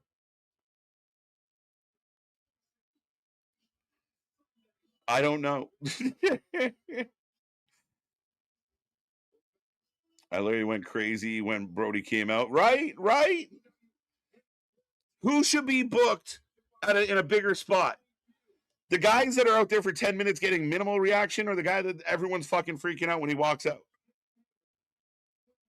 Spaz. I would rather see MJF versus Tony Schiavone than Blue Sky Cowboy. 0 out of 10. Again, he goes from like that. He tries to be intense. And I am Batman. I am Hangman. We're going to have a death match.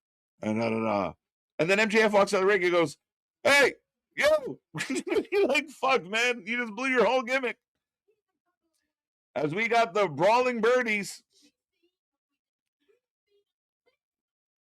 We beat the piss out of them girls. Hater cut. I like this. All right. It's been a while, folks. I got to give you a couple. Yum yums. Yum yums. We're double up for the... I actually like this. It's my favorite part of the show so far. The Bum Birdies. Fucking excellent. Good shit. They don't give a flying fuck. I don't give a flying fuck about this show right now, so I'm glad they're in agreement. MJF is losing at Revolution. No, I don't think so, Kyle. I think that'd be a huge fucking mistake. You think? Oh. They love doing that. But the whole thing is dumb. Like, to me, it's childish. Again, they did a coin flip. Pardon me. But they did a fake coin flip in addition to that. To just get, last week, they gave me the impression that it was going to be a Texas death match. Tonight, we did a coin flip to find out whether or not it would be. So we waited a week for MJF to think about it. And what conclusion MJF came to was, let's just flip a fake coin. Really? You're that much of a fucking idiot? Oof. Oh, really? But here come the ladies. I will put a poll up for this one as we are getting the Babes versus whatever, Megan, and they have a really bad name. What is it? Who wins? The Babes of Wrath, I think.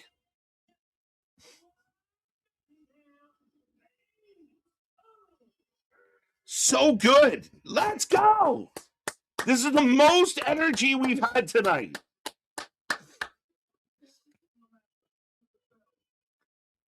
Come on. What are we doing? What are we doing? Am I wrong? Is this the most upbeat this show has been the entire evening? Mega Bad. Yes.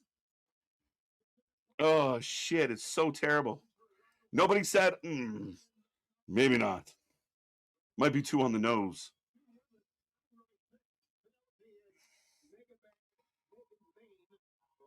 As the tag titles are on the line. Thank you, Damien, and anyone else who reminded me.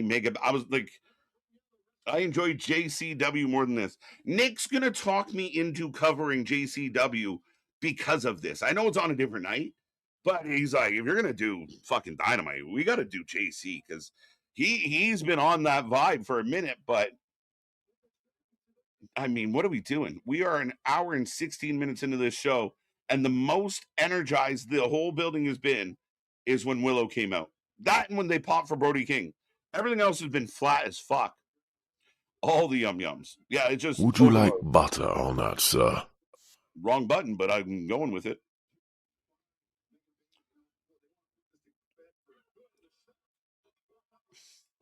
Stay calm. Stay calm. I'm trying. No, I think that idea is fucking terrible. At least have something on the way. I mean, again, you've teased it. You put them in a tag team together. They didn't work. Then they put them back in a tag team together. It still didn't work. Is anybody dying for Okada Takeshita? You're really going to save that for All In? Why wouldn't you have Takeshita Swerve, Takeshita Ospreay, Takeshita MJF, Takeshita anybody except Moxley? But instead of Okada, does anyone think that this match is worth waiting 8 months to do? And the crowd's lively. This is good shit. I think they are. And again, I don't know if that's the right choice. Double yums. Willow, the feather-filled pillow. At least she's comfy. Babes for the win. Nice. Oh, Bane lands on Ford. Oh, now Bane helps Ford to just forget that there's a fucking competitor in the ring. Who did that on Raw last night? Both companies, on NXT last night. So you don't think I'm just picking on AEW? Nice. And these women, see, you don't want Willow and Harley to lose the tag belts because they're so fucking over. They're actually over. They are getting a bigger reaction than Moxley, a bigger reaction than fucking MJF and Hangman. These girls are over. Where was I going with that? Why would you they just forget they have opponents in the ring and turn their backs on them? That's a real fucking bad look. And then somebody did it last night, really obvious. Kind of like Windsor. She actually solid in the ring. I think she could be a strong mid-card champ. Rance, I'm with you. I have no personal issue with Windsor or how she's booked or anything like that. Sorry, let me recorrect that. How she could be booked. She came in out of nowhere, and because she was Will Ospreay's partner, I felt like Tony just pushed her right to the top like he does a lot of people. She didn't win, and then he shoved her right back down the ladder. So that's on Tony, and I know you agree with that. So I'm preaching to the choir on this one. Windsor Jamie Hayter, a former champion, man. Like I've been bitching about with Thunder Rosa. You know, Thunder Rosa was a big deal in this company. And you brought her back in the midst of a backstage segment. It's like, how dare you? Why would you do that? It's crazy.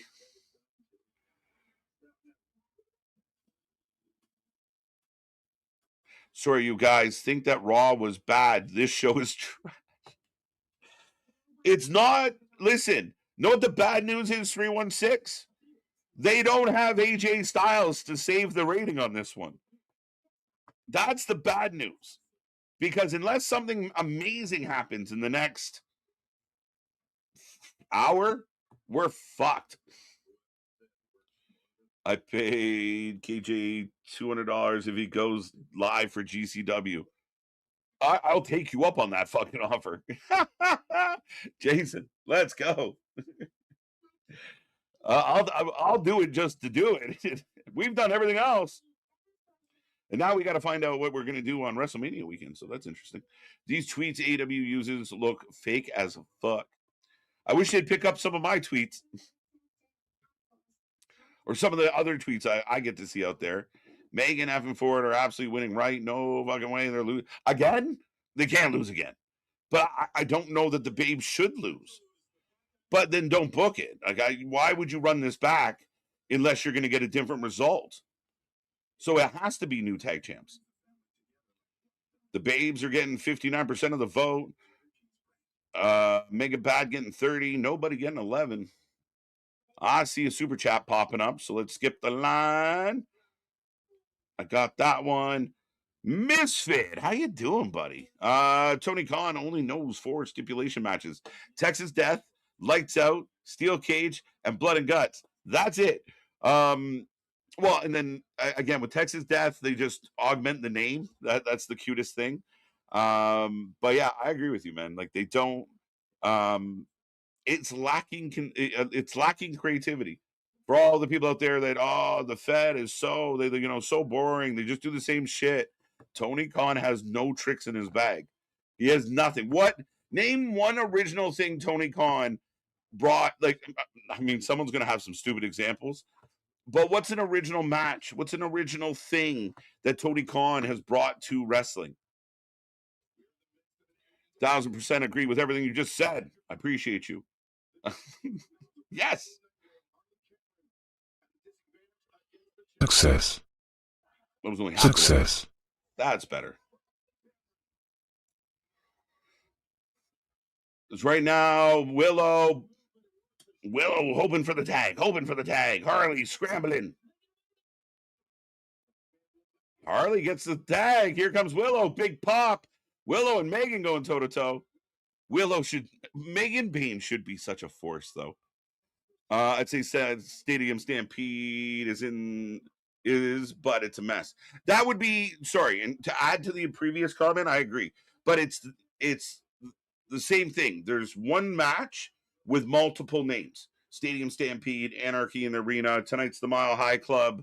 Yeah, they just they just put different dressing on it on the same pile of shit. I don't know what to tell you. He only does ladder matches when he remembers those steps. The Mile High Club, right? What are we doing? Mile High Mayhem.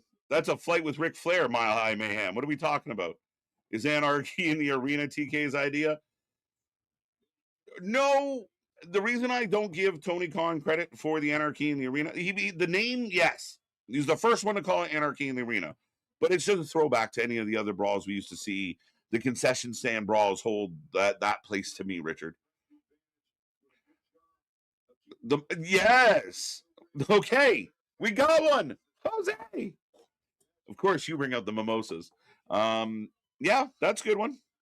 I like that one.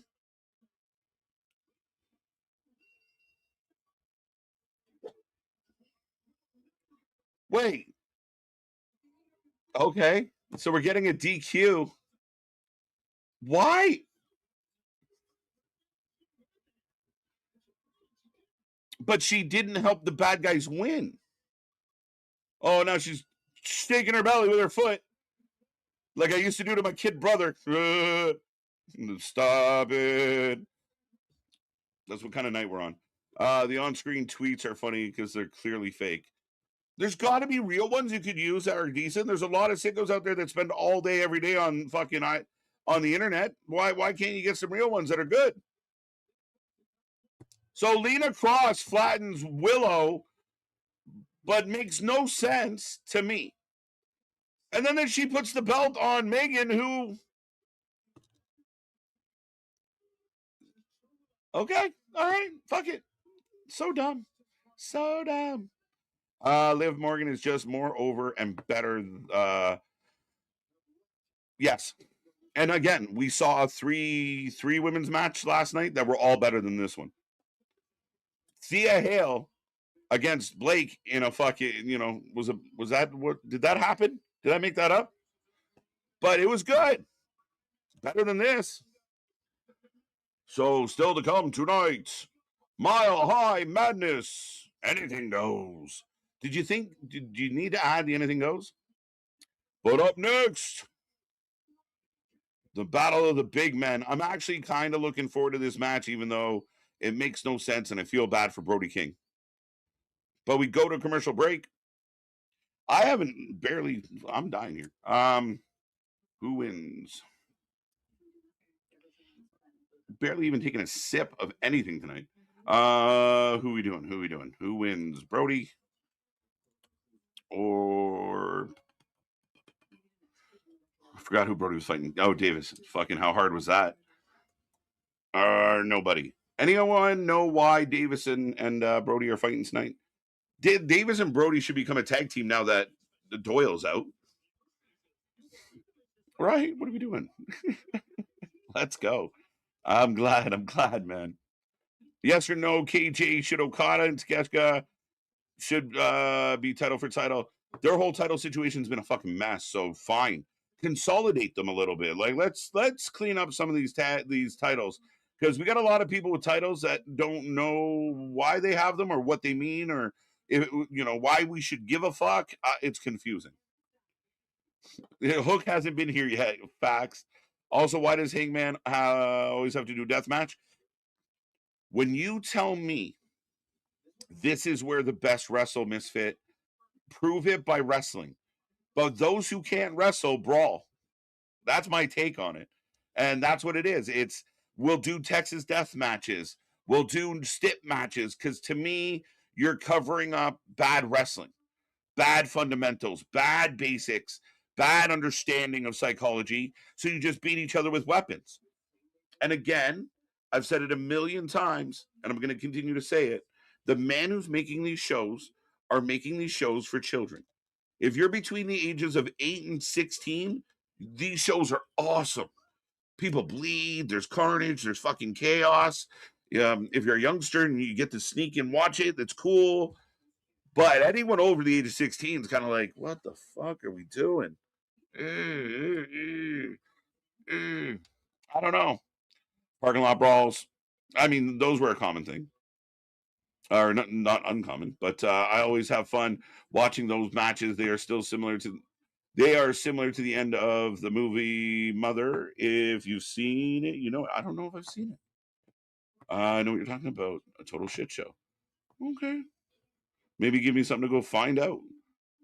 A DQ, two DQs, DQ LOL. This is dumb. What the fuck? Stupid as hell.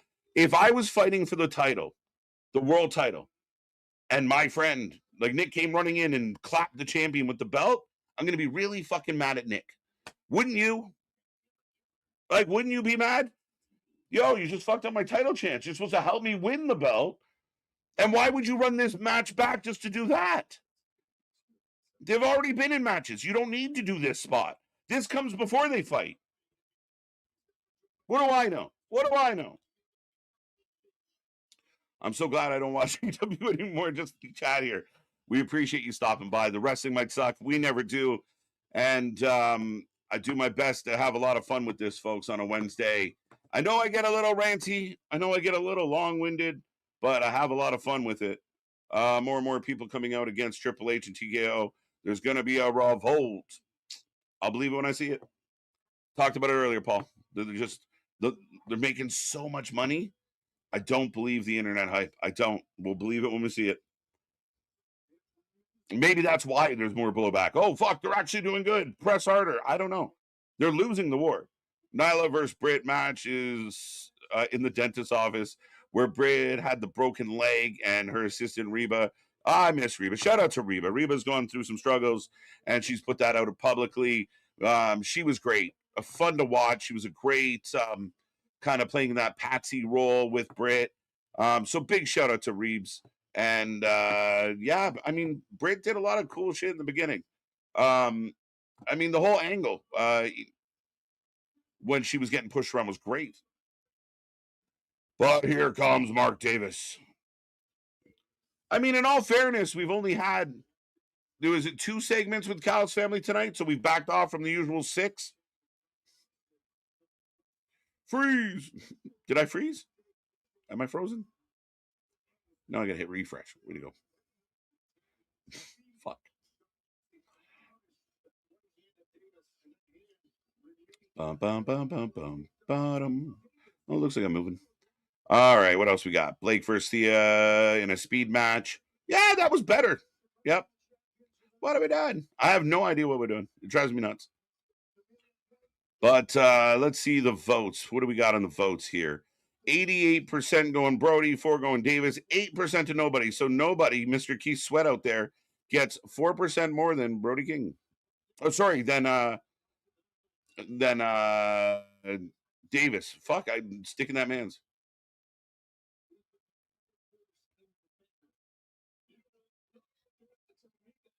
Dun, dun, dun, dun, dun, dun, dun. I almost want to read that out loud, but I'll wait. What did that say?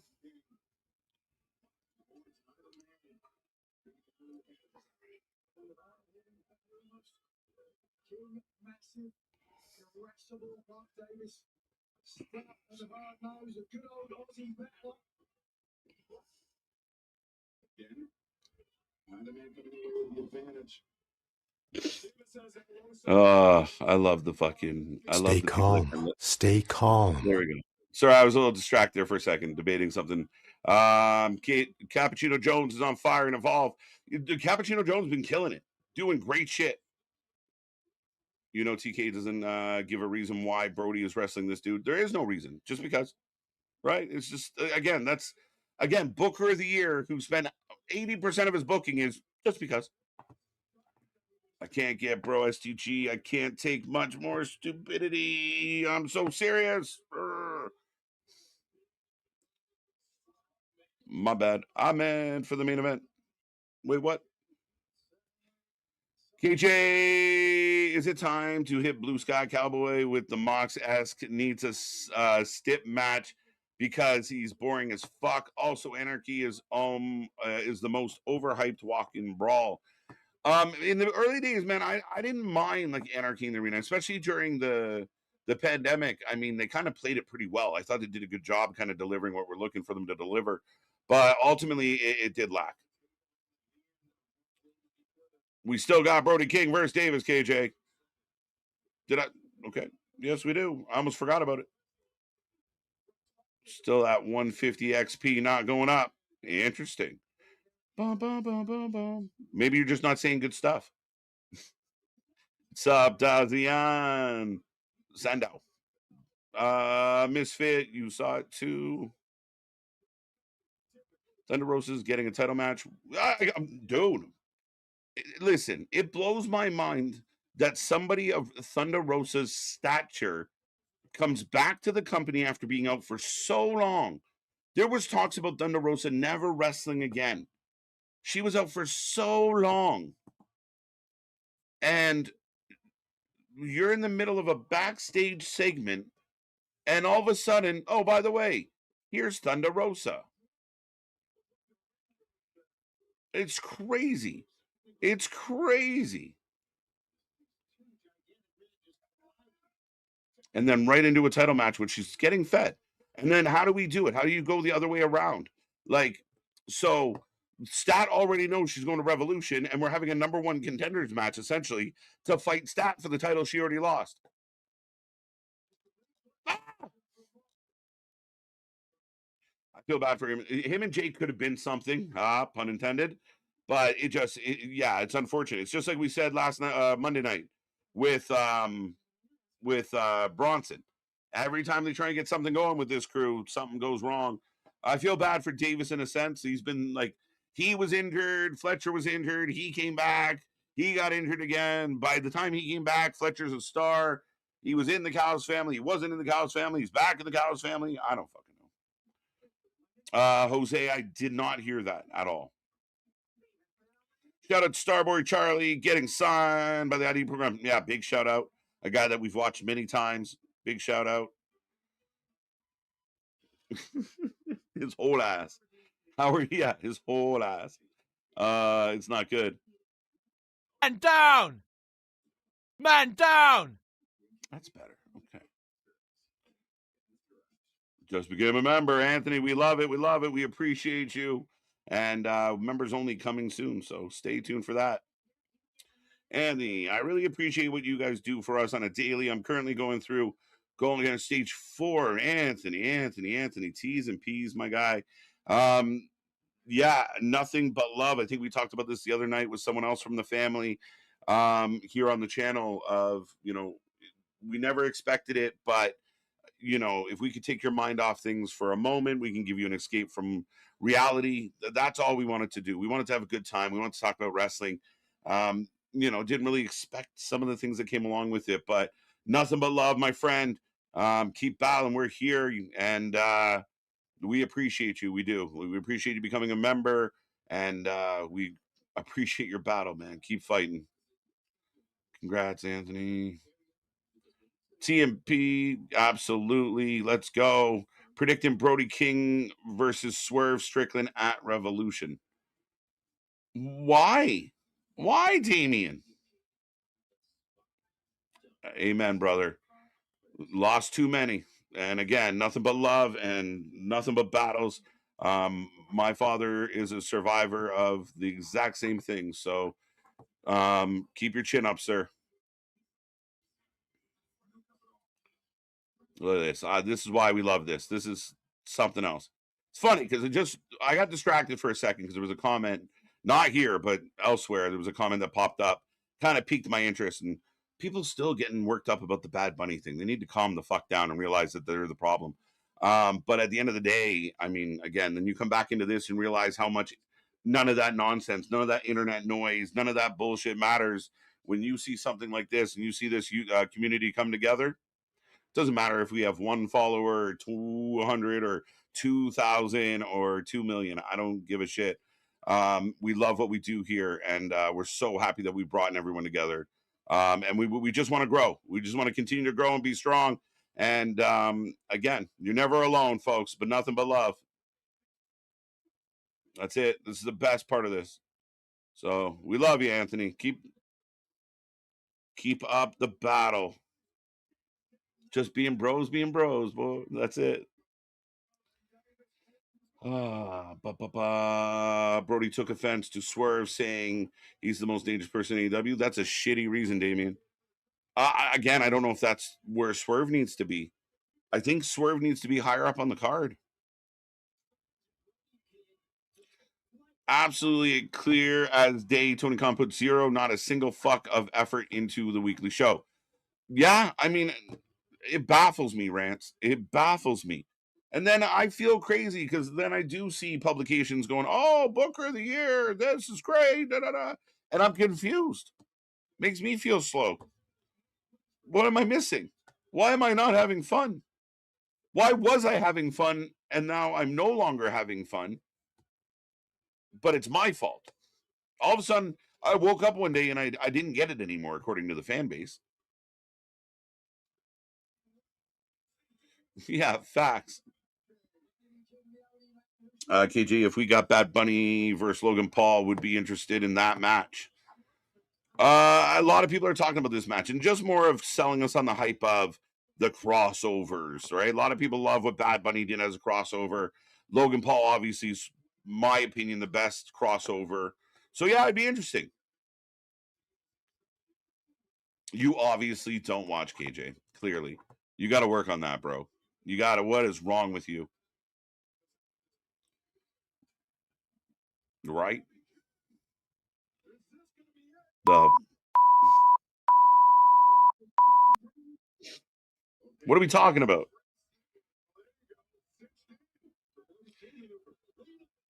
Crowden Davis has got the choke on Brody. This match is weird. Like, it's good. I really don't have many thoughts on it. It's just, yeah. I don't hate it. I don't hate the guys. The crowd's into Brody a lot. Like, I would highly recommend. We talked about earlier with Willow and such. The people that the crowd are really reacting to are the people that should be on. Why not open a show with Willow's music? Do you not think why do you think the Fed opens up with fucking Jey Uso all the time? Because it's a fucking party out the gate, bro. That's why. But we start off every week on this show with depressing Moxley. Holy shit. Both men down after a couple suplexes. What do you think the stipulation would be for Gabe Kidd versus Darby? I don't know. Do you have a stipulation worth, more that's more terrifying than what they've already done to each other? You're already going to have a Texas death match at the, so if this is where it's happening, by the way, Gabe Kidd Darby stipulation, fucking loser quits wrestling match. I don't fucking know. What can't they do to each other? Is it a rocket launcher match? Is it throw a man from a cliff match? Is it, I don't know. I don't know. And Brody gets the win. It does, doesn't it? It really does. They love that corner. WWE loves the corner by the timekeeper. They love the corner away from the timekeeper. As here comes Bandito. Yep, Bandito.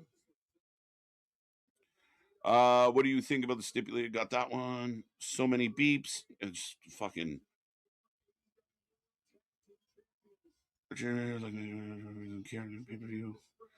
Okay. This match is like a cup of noodles. I ate it, but I'm still hungry. Yeah, it happened. It was a good match. It was, again, not a lot of high energy stuff tonight. New suplex. Oh shit, Brody's got a mic.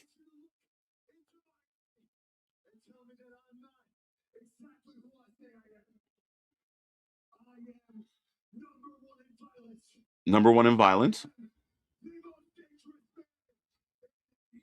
I like it. The most dangerous man in AEW. So maybe Damien's onto something here.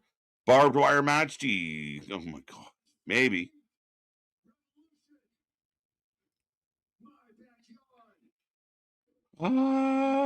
Yeah, I think so. I mean, you'd have to really make it work and make it if it's a secondary pay-per-view and you build to it, I think anything's possible with the right build. So, we're building Brody's swerve? Now, Bandito's got a mic again. Now, we've done... What? What did he say?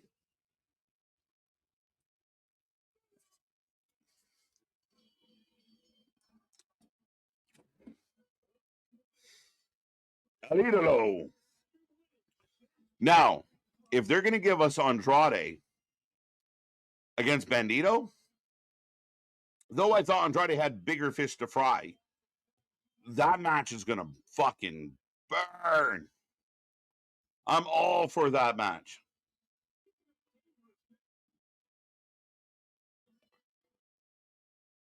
Let's go. Andrade Bandito, let's do this. Again, this is where the wrestlers outdo the booking. Booking-wise, kind of comes a little bit out of left field. Booking-wise, But Andrade Bandito is going to fucking cook. Brody's got a mic. Like, technically, in the ring, it was good, but it just didn't care. I think I'm just starving for a reason to care. Yeah. It's just like, I've said it before. As up next is the main event, which is going to be a Mile High Club match. Whatever that fucking means. We got Kyle Fletcher. The only time we saw Renee all night, maybe twice, the fucking Moxie segment that she does kills me. Flat. A lot of flat endings. Yeah, I mean, we say it all the time. Like, if you see an accident on the side of the road, you slow down and be like, oh shit, what happened? But if every day the same people got in the same accident and the same spot, eventually you don't give a flying fuck. How did we get here? What is going on? So, the first few times, oh shit. But it wears off. It wears thin. And what they're missing is the storytelling, the good booking. We're, again, we've been saying this for the better part of 2 years. Now we got Okada and Fletcher again talking to each other. This whole night has been very flat, right? It's been a very flat night. When I can pinpoint, like the Willow coming out was probably the most the crowd was into shit. I guess Brody gets a lot of love. I think I'm correct here. I think we're getting Swerve versus Brody at Revolution. That seems to make no fucking sense to me, Damien. I'm here week in and week out. I watch the shows that even when we don't cover the shows, I see all the product. And I don't get why we would be having Brody King Swerve right now. Swerve takes out Kenny and then goes into a rivalry with Brody. And again, styles make matches. I'd like to see Swerve in the ring with guys that are going to amplify and complement his style. All matches, just do the whole pay-per-view. Call the pay-per-view Texas Deathmatch, right? The Texas Revolution. That sounds too close to something that could happen. But do something. Swerve versus Brody at Revolution. Okay. I don't like it. Why are we having Brody talk when he's gassed? I don't mind once in a while getting a good old gassed promo. Sometimes it's the best because the wrestlers don't really have to don't get to think. They wait. So let him catch his breath. It's good. We know he wrestled. I'm okay with that. I think because I'm used to watching like intermission interviews where a hockey player comes off the ice and he's fucking gassed. So I'm okay with it. Yeah, like where the fuck? How? And I mean, you heard him. That's crazy. Asshole. He's mad. He's upset, folks. Anthony can't handle this. Swerve versus Brody official at Revolution. Okay. That's all it took. That's all it took. You got other people out there murdering each other, can't get a match. But these two just, gave each other a look. So we're going to get Swerve, Brody, Bandito, Andrade. Andrade has been spending time with everybody but Bandito. Brody and Swerve are really literally mad at each other because I said I was the most dangerous in the company. No, I am. Okay. I got her. I hope it's good. I think Bandito and Andrade is going to be an amazing match. The booking makes zero sense. I don't know who it helps or what it does for anybody. Bandito wants to fight at Revolution. Yeah. Wow, I'm not far behind it. Why is Andrade dressed like Mike? I mean, it's kind of his thing. Jack Perry main eventing in 2026 is all you need to know about the current state of AEW. Got a point. And again, we talk. It's crazy to continually repeat the idea of I'm so sick and tired of people bragging and running around with this idea that this is where these are the best matches every week. The Meltzers of the world that just every match, these are the best matches. What match tonight was good?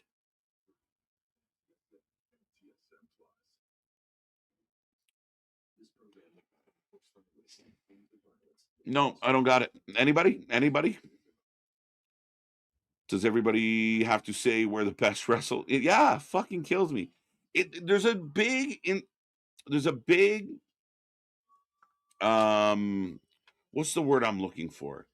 Like there's a huge amount of insecurity coming out of AEW where I'm going to tell you how good I am because nobody's patting me on the back. Does that make sense? Like it's just this constant insecure flexing. All right, folks. Last poll of the night as we get ready for the main event. I don't know what to call this, but we'll go Team Jungle Boy and we get a jump start. I love it. We're going to have a fucking brawl. Let's have a jump start.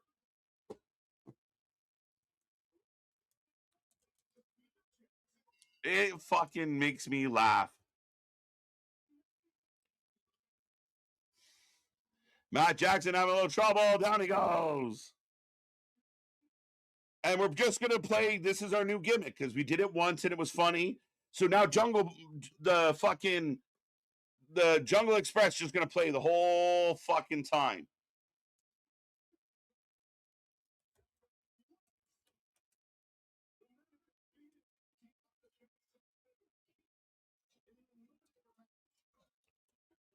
This is so, again, you've done this before. You've done this before. So we're just going to run Tarzan Boy till someone turns off the music?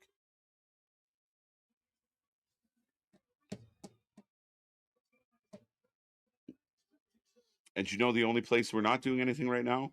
In the fucking ring. In the fucking ring. In the fucking ring. I want to be into this. I really do. But you didn't even give the guys a chance to line up. Right? Like, did you never read the fucking Outsiders? Gang 1 shows up. Gang 2 shows up. You ever see Braveheart? Army 1 shows up. Army 2 shows up. Do you ever watch Game of Thrones? Like, there's a level of fucking, let's set this shit up. So you get both armies in the ring. Go. So now we have a focal point to start with for the fans. We have a basis. Here we go.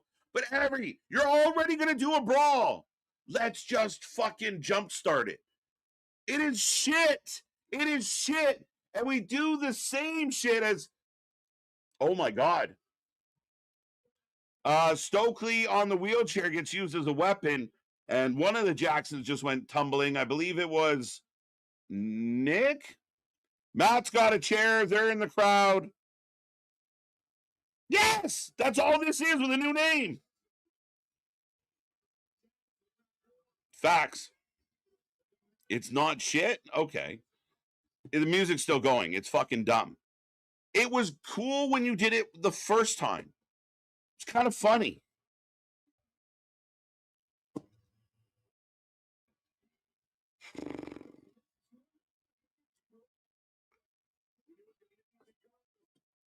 Oh, we got somebody in the ring. Ricochet in there with AEW, where the best wrestled and choose not to. Well, it's not shit. This is shit.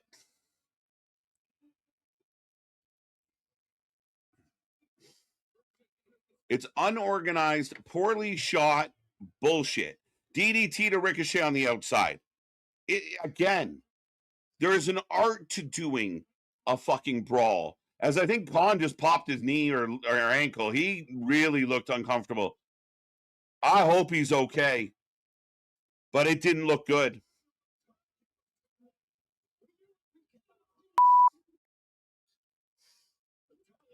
So bullshit. I'm going to donate to KJ's therapy fund for being forced to watch this fuck. Thank you, sir. Nothing but love. I do appreciate it.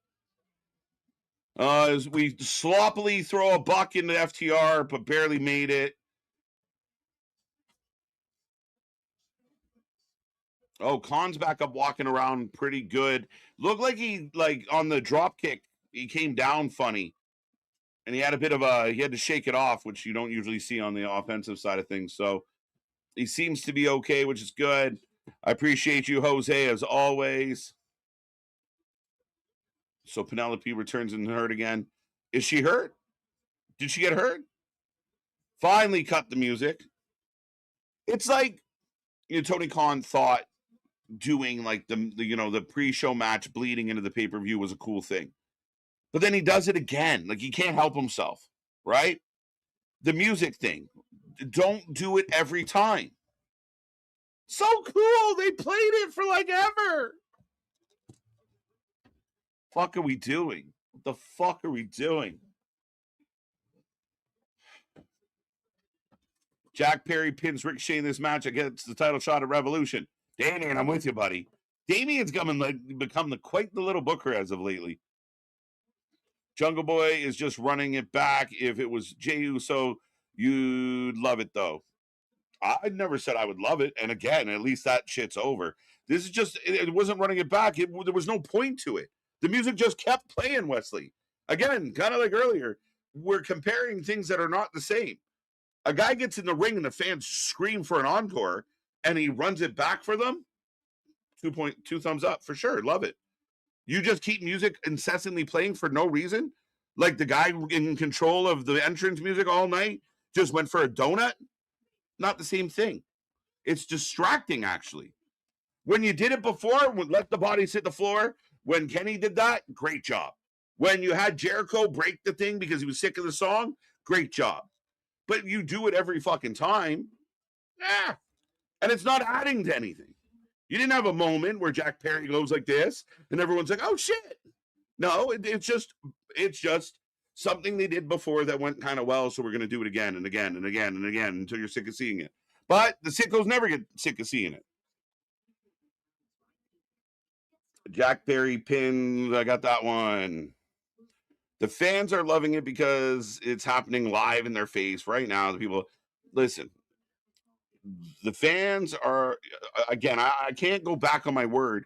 If the fans are into it, they're doing their job. It's the fans there are loving it, I guess. But like you said, it doesn't make it good wrestling.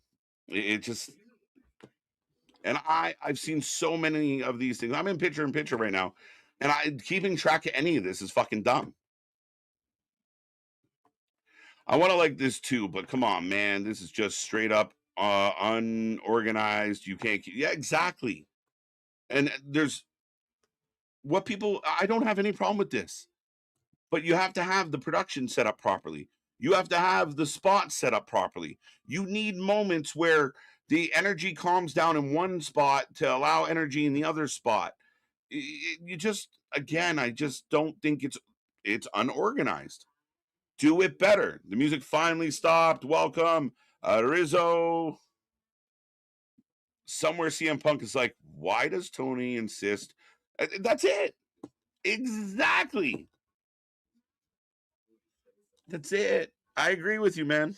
And they just can't help themselves. They can't help themselves. This is the shit that gets their jollies off of. And for a small percentage of the wrestling world, this is really good. But it's not helping the company grow.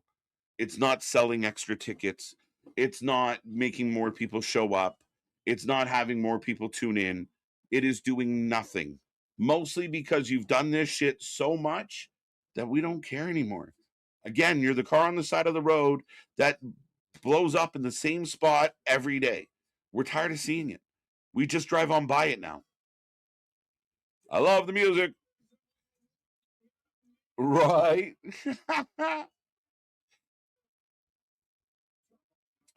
Holy. Oh, wait, we got a. Who's that? Myron Reed with a fire signature. Myron, I think, is technically not even in this match. Oh, and then he shot the ground by accident. I believe you, buddy. I have no doubt. There is currently 69. Ooh, 69. Watching, and I believe 69 of you could write the show better than Tony Khan. Look, Myron on fire, looking good.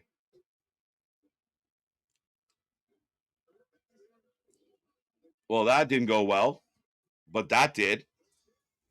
They saying right foot landed wrong. Just hope it ain't serious. You saw that, eh? Hey, my Canadian slipped right out. TK needs shaming. I hope this is true. I've been begging for this. Tope. See, these isolated spots where you really have the camera focused, that's good shit. It's just too much, and it's not organized. He definitely bouncy. Myron can go. Put Myron and the Rascals in tag team wrestling matches.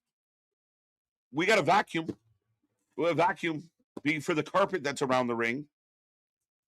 Oh, he's dropping the dust all over himself. This is good. Oh! Okay, that was kind of fun. Why is there a vacuum under the ring?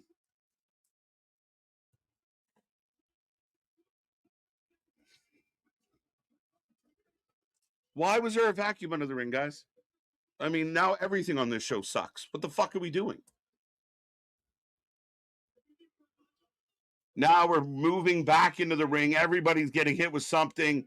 Forearm. Down goes Wesley. Has anyone even noticed Wesley in this match? Clean era. I think that might have been a typo. That was awesome. I do like the big poof. That sounded so wrong. To my Scottish family, I didn't mean it the way it sounded. That was awesome. It was a daredevil. I don't know why that one was funny, but what the fuck. As the Bucks are laying waste to Khan right now. Flip, nice spot. Khan eats a garbage can. That's kind of fun. And the crowd's cheering. Yeah, what did they vacuum this morning? Jesus Christ. Big AEW chance breakout. And I will say this. It's fun. It's funny because you're old. Facts. I like that. I'll accept that. Son of a bitch. How did this happen? Fire Giovanni. Oh, he's fucking useless. Again, they're bona fide cheerleaders. When you have Danielson, Giovanni, and Excalibur on commentary, they're just cheerleaders. They're the equivalent of listening to three ring rats talk about how much they love the wrestlers. Two. I'm going to say this, and I want to be very clear. This match has had the most energy. This match has the crowd loud. The Bucks are building the crowd up and getting them up. When they get quiet, the Bucks are doing this, and the crowd's getting with it. As much as I shit on this was a really fucking boring show. I don't even know how we got here. You know, that's Anthony's line, but how did we get here? And again, so you put the Bucks, who are going to fight FTR, in this match, and it's going to be less fun or more fun than the match you get at the pay-per-view. What the fuck are we doing? That was pretty sick, but it was. I gotta see it. Did the vaccine? I missed the point of the match here. I think we all do, but I think what we've come to understand, what the sickos has taught us, Arizzo, the point doesn't matter. Are we having fun? Are we doing stupid shit? Yeah. How did we get here? I want to know, bro. I have no idea. I don't know what we're doing. I don't know how we got here. I don't know what's up. As we do get the reversal. Leona with a huge double suplex back into the ring for the Bucks. Trey Miguel really dodged a bullet. Oh, fucking right he did. Oh, my God. Like the Matrix. You look like Neo with that shit. Woo! Woo!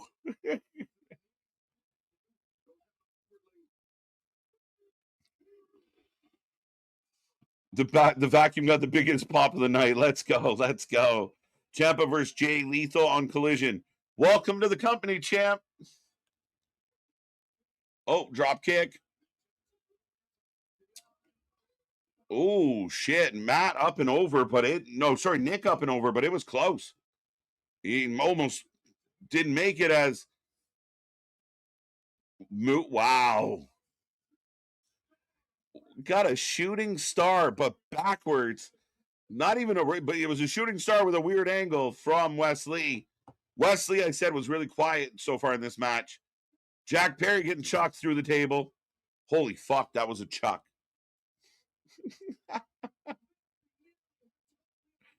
Oh my God. Holy shit.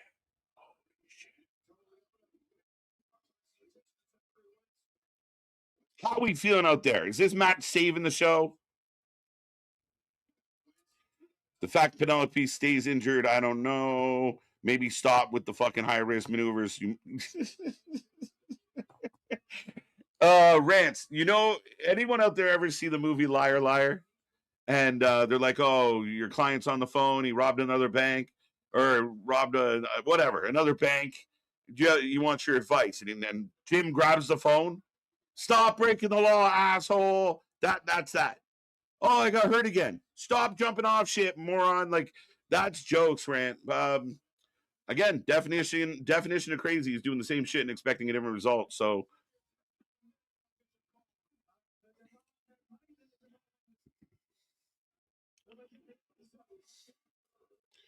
Well, if we're going off the crowd, is the crowd happy requirement? They are loving this, so it must be good, right? That's the crowd that paid the money to be in the building is having a good time. They're doing their job. It might not be my cup of tea. I might think this is a hot mess, but the people in the building are fucking enjoying it. That's their job. And it's been kind of fun. It's just a mess. They don't know, again, they just need better production, more experienced people showing them how to do this better. 450 from Ricochet out of left field. Everybody back in. And I mean, it's been chaotic. Being that the whole night was so slow, this is good shit.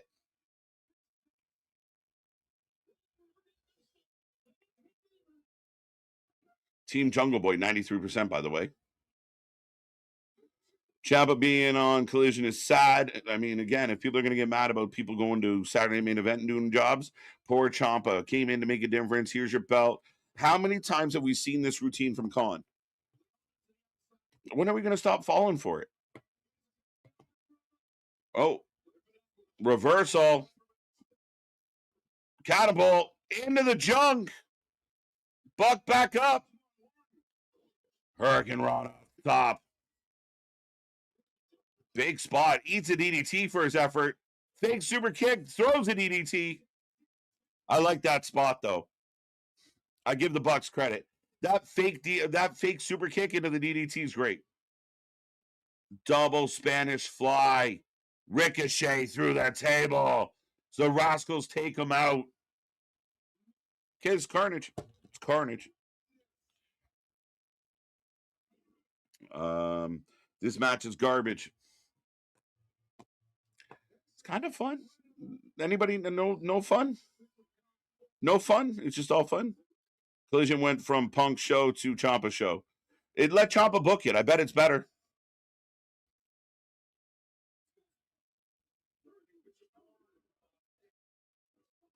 We want, what did they say? Yeah, no, again, nobody sells anything, Smitty. We know this. I think if you accept it for what it is, at least it's fun. The fans in the building are loving it. But again, I've been highly critical. This is all they fucking do in this company. Another table. Crowd goes wild. Dax pushes one buck into the other. 2-2. Big bank take little bank. Big punch. Setting up the they were setting up this shatter machine. Easy for me to say. Dax to the outside. One more table is what they keep chanting. And oh my God. Wheeler went through that table hard. Dax didn't quite get the catch. Love that move. The backflip with the push. And then he just, there you go. Canadian Destroyer. And they don't know how to end a match, though. BT trigger, VT trigger, Alita trigger. I don't give a fuck. A launched. And Damian, my guy out there. Jack Perry gets the win. I mean, was it sensible? No. Was it organized? No. Was it fun? Maybe a little. Yeah. Freeze KJ is my favorite character. Thanks, Care. Great match. Ouch. Ouch. Shitter machine. Damian called it. Oh my God. Again, it's chaotic. It's a train wreck. It's a crash. And it's not. It's just different. I don't know what to tell you. It was the best part of the show. I'll put it that way. You guys can make your own decision. But that was, again, at the end of the day, 25 minutes of Moxley. Promo, and then another slow match with I can't even remember who went in that's the match after that. What was that match right after it? Then a long promo by Hangman and MJF, which we basically ran back everything we said last week. Tonight was a struggle. The main event, the energy, the crowd into it. That's it. Damien was like 100, right? Like everything. That was fucking insane, Damien. Damien on a roll tonight. Was it taped? Did you get a pre-recording? It was the best part of the show because it was the last part of the show. Facts. KJ was the best part of the show. Misfits, nothing but love. It's interesting, right? Because I get torn as a wrestling fan. As a fan of just being entertained, the end of that show and Willow Nightingale were the best part of AEW Dynamite this week. The crowd was up and into Willow. The match didn't make any sense. You fucked it up at the end. The biggest thing I would have changed about the main event is don't have a jump start. You want that moment where the gangs come together. And again, I know I cited some old shit, but bring the group together. Why are you jump starting a brawl? You're going to get to the brawl. Start it in a place where we get amped up. Little things. I think they need to be a little more organized, a little more production-wise. Like if you're going to do this match, it feels like the production has no idea where the action's going. So they're missing things. They're getting to things last minute. Yeah, I think they could work on that. But the match wasn't boring. It was a fucking car crash. Prior to the main event, I was in at about 5-6 on this show. But the main event was good enough and entertaining enough, though it was just, like I said, it's a mess. I'm not condoning it. I wish they wouldn't do it, but at least it didn't suck. Like with a Moxley, I get Moxley, but his matches are boring. That wasn't boring. It just was a mess.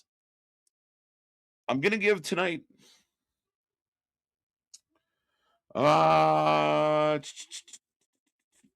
think I'm going to give tonight a 6. I think I'm going to give it a 6. Could the main event get it to a 7? Yeah, I'm with Ronan. Let's go 7. I'll bump it a little bit. For those who don't know, we take a rating out of 10 for every single show. You let me know how you felt, and I'll do my best to click on a few before we get out of here tonight. Yeah, people wanted the tables. They got the tables. They were happy. The fighting, again, for that market, that niche group of sickos in the building, it's the best shit ever. They love it. They don't give a fuck about anything but the chaos. But some of us are like that nowadays, I guess. Maybe it's a younger thing. Maybe it's a generational thing. I don't know. But Jack Perry pinned Ricochet again. Ricochet runs his mouth a lot, but Ricochet ain't doing shit. But yeah, the show sucked in a lot of ways. Again, we could run through it all. There wasn't a whole lot of energy in the building. They got really excited for Willow, like I said, but then they fucked up that match. Realistically, not a great Dynamite. The main event was just chaos, and if you're there for the chaos, this was right up your alley. You're happy with it. It's not special when you see it every single week. Tony just doesn't understand that. He doesn't know what else to do, Rants. They don't. Again, I literally want an again count on this fucking stream.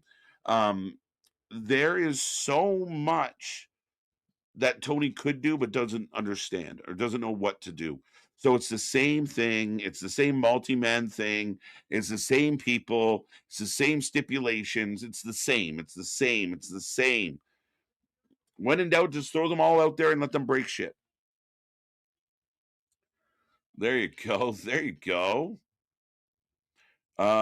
Getting paid millions to BS. Who wouldn't want to work there? Oh, why would you not? Listen.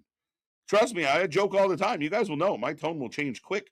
And so I don't like Tony Schiavone. I think he's shit at his job, but I can't hate the man's hustle because a billionaire paid him a lot of fucking money to sit ringside every week at these shows and be a cheerleader. I can't knock Excalibur. He's terrible at his job, but he got a billionaire to pay him. A billionaire's paying Excalibur more than he's paying me. Congrats. right? Thank God you got friends in good places. But yeah, Ricochet eats a lot of pins.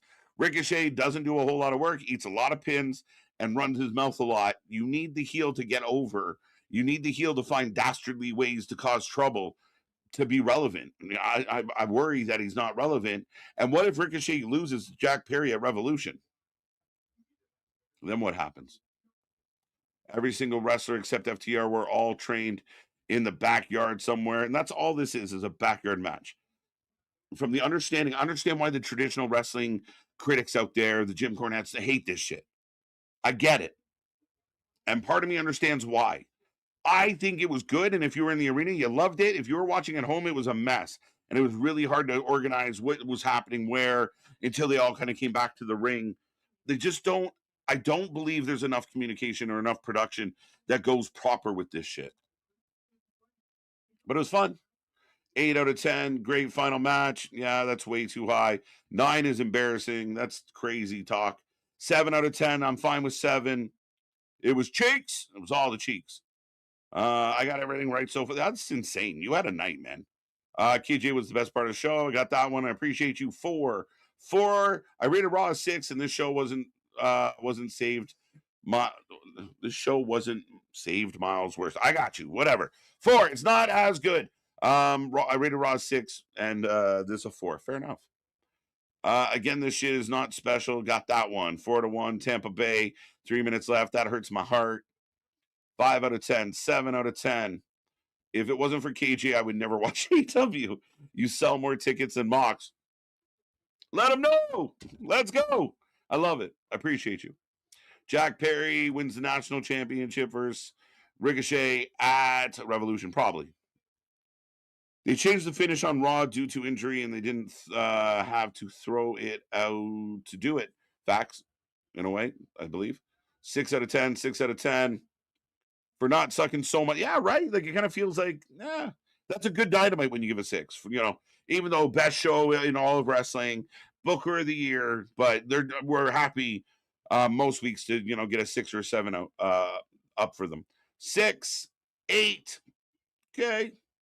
Boston Celtics or Denver Nuggets. Celtics, though I don't like them. 4 out of 10. 4. Denise not feeling it. Tonight was Leafs better than Raw. Yeah, no. No, Wesley. No. And Raw sucked. But Dynamite didn't have AJ Styles, so you lose. Tonight was not Leaps. You can let me know what parts of the show that were really good other than the main event. I'm all ears. Moxley killed 25 minutes of this show, so that's a problem. And it sucked. Moxley Clone was an example of Clone not doing anything that Clone likes to do other than 2 flips, and Moxley not selling anything and getting a win. What's next? What else you want to talk about to help this argument? Orange Cassidy. Gabe Kidd. Slow, boring match. Not overly exciting. Saw all the shit that OC always does. Not much happened. Didn't give us a whole lot. This segment, we did it last week. Why'd we run it back this week? And the whole coin toss thing is childish and remedial. Sorry. Where else we go? Brody King Davis. I like both guys. It was a good match. I didn't hate it, but it was another slow, boring match. I already said my opinion on Moxley. He's garbage. This match, the crowd was excited for, and they fucked up the finish because why would your friend fuck your chance to win the title? Doesn't make sense. But hey, again, I say it's for the stupid and the remedial. I don't mean you, sir. No disrespect, but that's what that finish was for stupid people. And the main event was chaos. If that's your cup of tea, you loved it. That's it. So for me, if anything, AJ Styles retiring and saying goodbye. Main event, not close. I mean, AJ Styles wins that one. Raw wasn't good, but this was not better. The Boston Nuggets. AEW isn't for the kids, KJ. No, AEW isn't for the kids. No, it's for the adults that act like kids. It's for the 36-year-olds and the 40-year-olds and the 50-year-olds that are running around acting like little fucking dummies that complain more about their friendships and who's playing with whose toy than actually having, manly conversation. Adult, even females. Sorry, shout out to those ones. But yeah, I mean, again, it's about adult conflict. It's about, I want to be better than you. I want to compete. Oh, you used to be my friend and now you're his friend and this isn't fair. Oh, what the fuck? 6 out of 7. That's a weird score. I'm not doing it. I'm not saying, I'm acting like I don't know what 6-7 is. We're watching the same show, sir. 100%. You want to talk about it? You want to talk about it? Let's go. AEW was a 2 out of 10. I mean, me and at least 80% of the chat felt the same way. 4-2 final Tampa. Boo. But that's, again, from a lot of the fans, a lot of the sickos out there, they'll say big things. They'll say, oh, were you watching the same show? But they got no support. I just spent 10 minutes breaking down this show, and I didn't, slow, boring. The people that criticize WWE for slow matches, tonight was just slow. Moxley clone, if you thought that was a good match, we're not tuning in for the same reasons. He's been around a long time and he sees what he sees, and he's probably said in his head, fucking this shit, I'm out. Okay. 7 out of 10. Okay, the show, KJ, did you not like the main event? It sounds like. The main event, again, it was, the main event's a tricky one because by all standards, it's not good. But at the end of the day, it wasn't boring. It was fun. There was good spots. Even the Bucks. I mean, I gave the Bucks credit. Like, I like the fact that the Bucks would hit a couple moves and then they call for the crowd to cheer and the crowd gets up. And the crowd's chanting for more tables. That's all good shit. That gets me excited. Nothing else on this show did. Everybody forgot Ricochet had a title. Even Tony Khan. Ratings are horrendous. Did you see the Moxley clone? Did you say, oh no, there can't be, Jose, shut up. Raw was terrible, but this was worse. Yeah, exactly. Again, somehow a lot of the sickos feel like they sucked, so we're allowed to suck. We like, I don't get it. Oh, so what? So what if we didn't do that? Raw was terrible. So what? It's like you getting pulled over by the cop, hand behind the wheel, and being like, oh, that guy was driving drunk. Well, we got you, motherfucker. What are we gonna do? Andrade versus Bandito. It's gonna cook. I can't wait for Andrade Bandito. Ohio Valley Wrestling is entertaining. Okay, I believe you. OVW, shout out. I'm telling you, Kenny Omega had people think Gabe Kidd is a generational talent. Yeah, what happened there? You followed up Jon Moxley's 25 minutes with Gabe Kidd, and it looked like a clone of Jon Moxley right after it. AEW is a move that just one long ass car chase. Yeah. It's like the movie had all the explosions and none of the plot.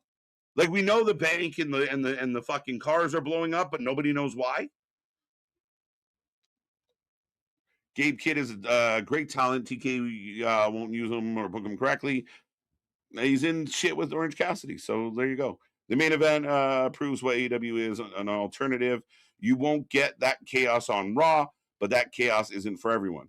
That's a fair argument to an extent. I think there's some mistakes there, but I agree with that, Richard, and that's kind of how it felt in the beginning. I think if you lean on some of the more exciting talent and use guys like Moxley less, your show gets better. Even if the critics out there like myself find the struggle in the booking, like making it make sense. AAA is more entertaining than Dynamite a lot. CMLL can be more entertaining than Dynamite. TNA can be more exciting than Dynamite. I want to see what TNA looks like tomorrow and see if Anthony and Nick think that whether TNA was better than Dynamite tonight. I'm really curious. NXT was much better than both Monday and Wednesday. So NXT dusted this show. I'm going long. I've been long. I've been hyper all night. Again, I'd much rather be like celebrating what a great show. People think I come here just to be pissed off. What aggravates me most in the AEW to my core is so much talent. Megan, Willow, Brody, Fletcher, Stat, Hater, Takeshka, etc. all should be megastars, and there's no growth in AEW. You have all this talent that you got to learn how to push, and you got a whole lot of talent holding up the dam. Like Moxley, the Bucks, a lot of guys that we've seen for a long time, have dammed the river, and we need to bust this dam to let the flow happen. Let the new talent come on. The crowd's cheering for Brody. The crowd's cheering for Willow. The crowd's cheering. Let book the people the crowd are reacting to. And that includes the Bucks right now. The Bucks are getting a reaction. So you might not like the Bucks, but they're getting a reaction. A lot of others aren't. I can't wait for Andrade Bandito. It's going to be great. All right, ladies and gentlemen. Like I said, I've been going for a while. I love someone comes in, says, you watching the same show, bro, and then leaves. There's no follow-up. No, like, hey, no, this is why you're wrong, sir. I watched the show and this was good. And no. Just they take their pot shots and run. It's fucking embarrassing for them. Going long, that's what she said. Usually, she's about to. Hold on. NXT had good matches, title changes. The NXT was way better than Dynamite. All right, folks. Watch TNA with us tomorrow. Don't be lame. Well, you might see me around on a Thursday. Hold tight. But we'll see, my guy. TK doesn't think too far ahead at all. No. Jamie Hayter, who at one point was the most over star, and she's out there cutting really good promos. I made fun of the Brawling Birds just because of the name and stuff, but that was one of the better parts of the show tonight. Was the Brawling Birds killed it. Ford will be okay. That's good news. But they should be replacing her with Cross anyway. Why else did you bring Cross in? But that all being said, folks, go check out all our social media. Spread the word. We're hitting milestones. We're about to celebrate another big one. We got a lot going on here at the channel. We want to go to 10K. We're rocking. We're rolling. Elimination Chamber this Saturday. Don't forget that. Of course, tomorrow, 8:45, not 7:45, but 8:45. Be there.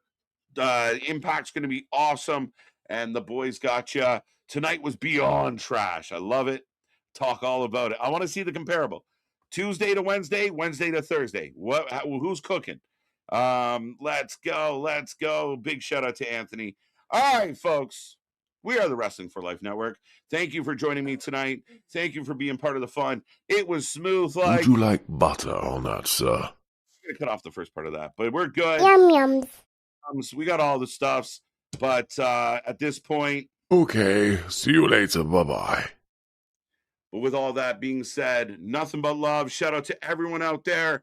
Be a friend, tell a friend, like, share, subscribe. On behalf of Anth by Elegance, on behalf of Big Nick, I'm KJ White. Have a good night. See you on the flip side.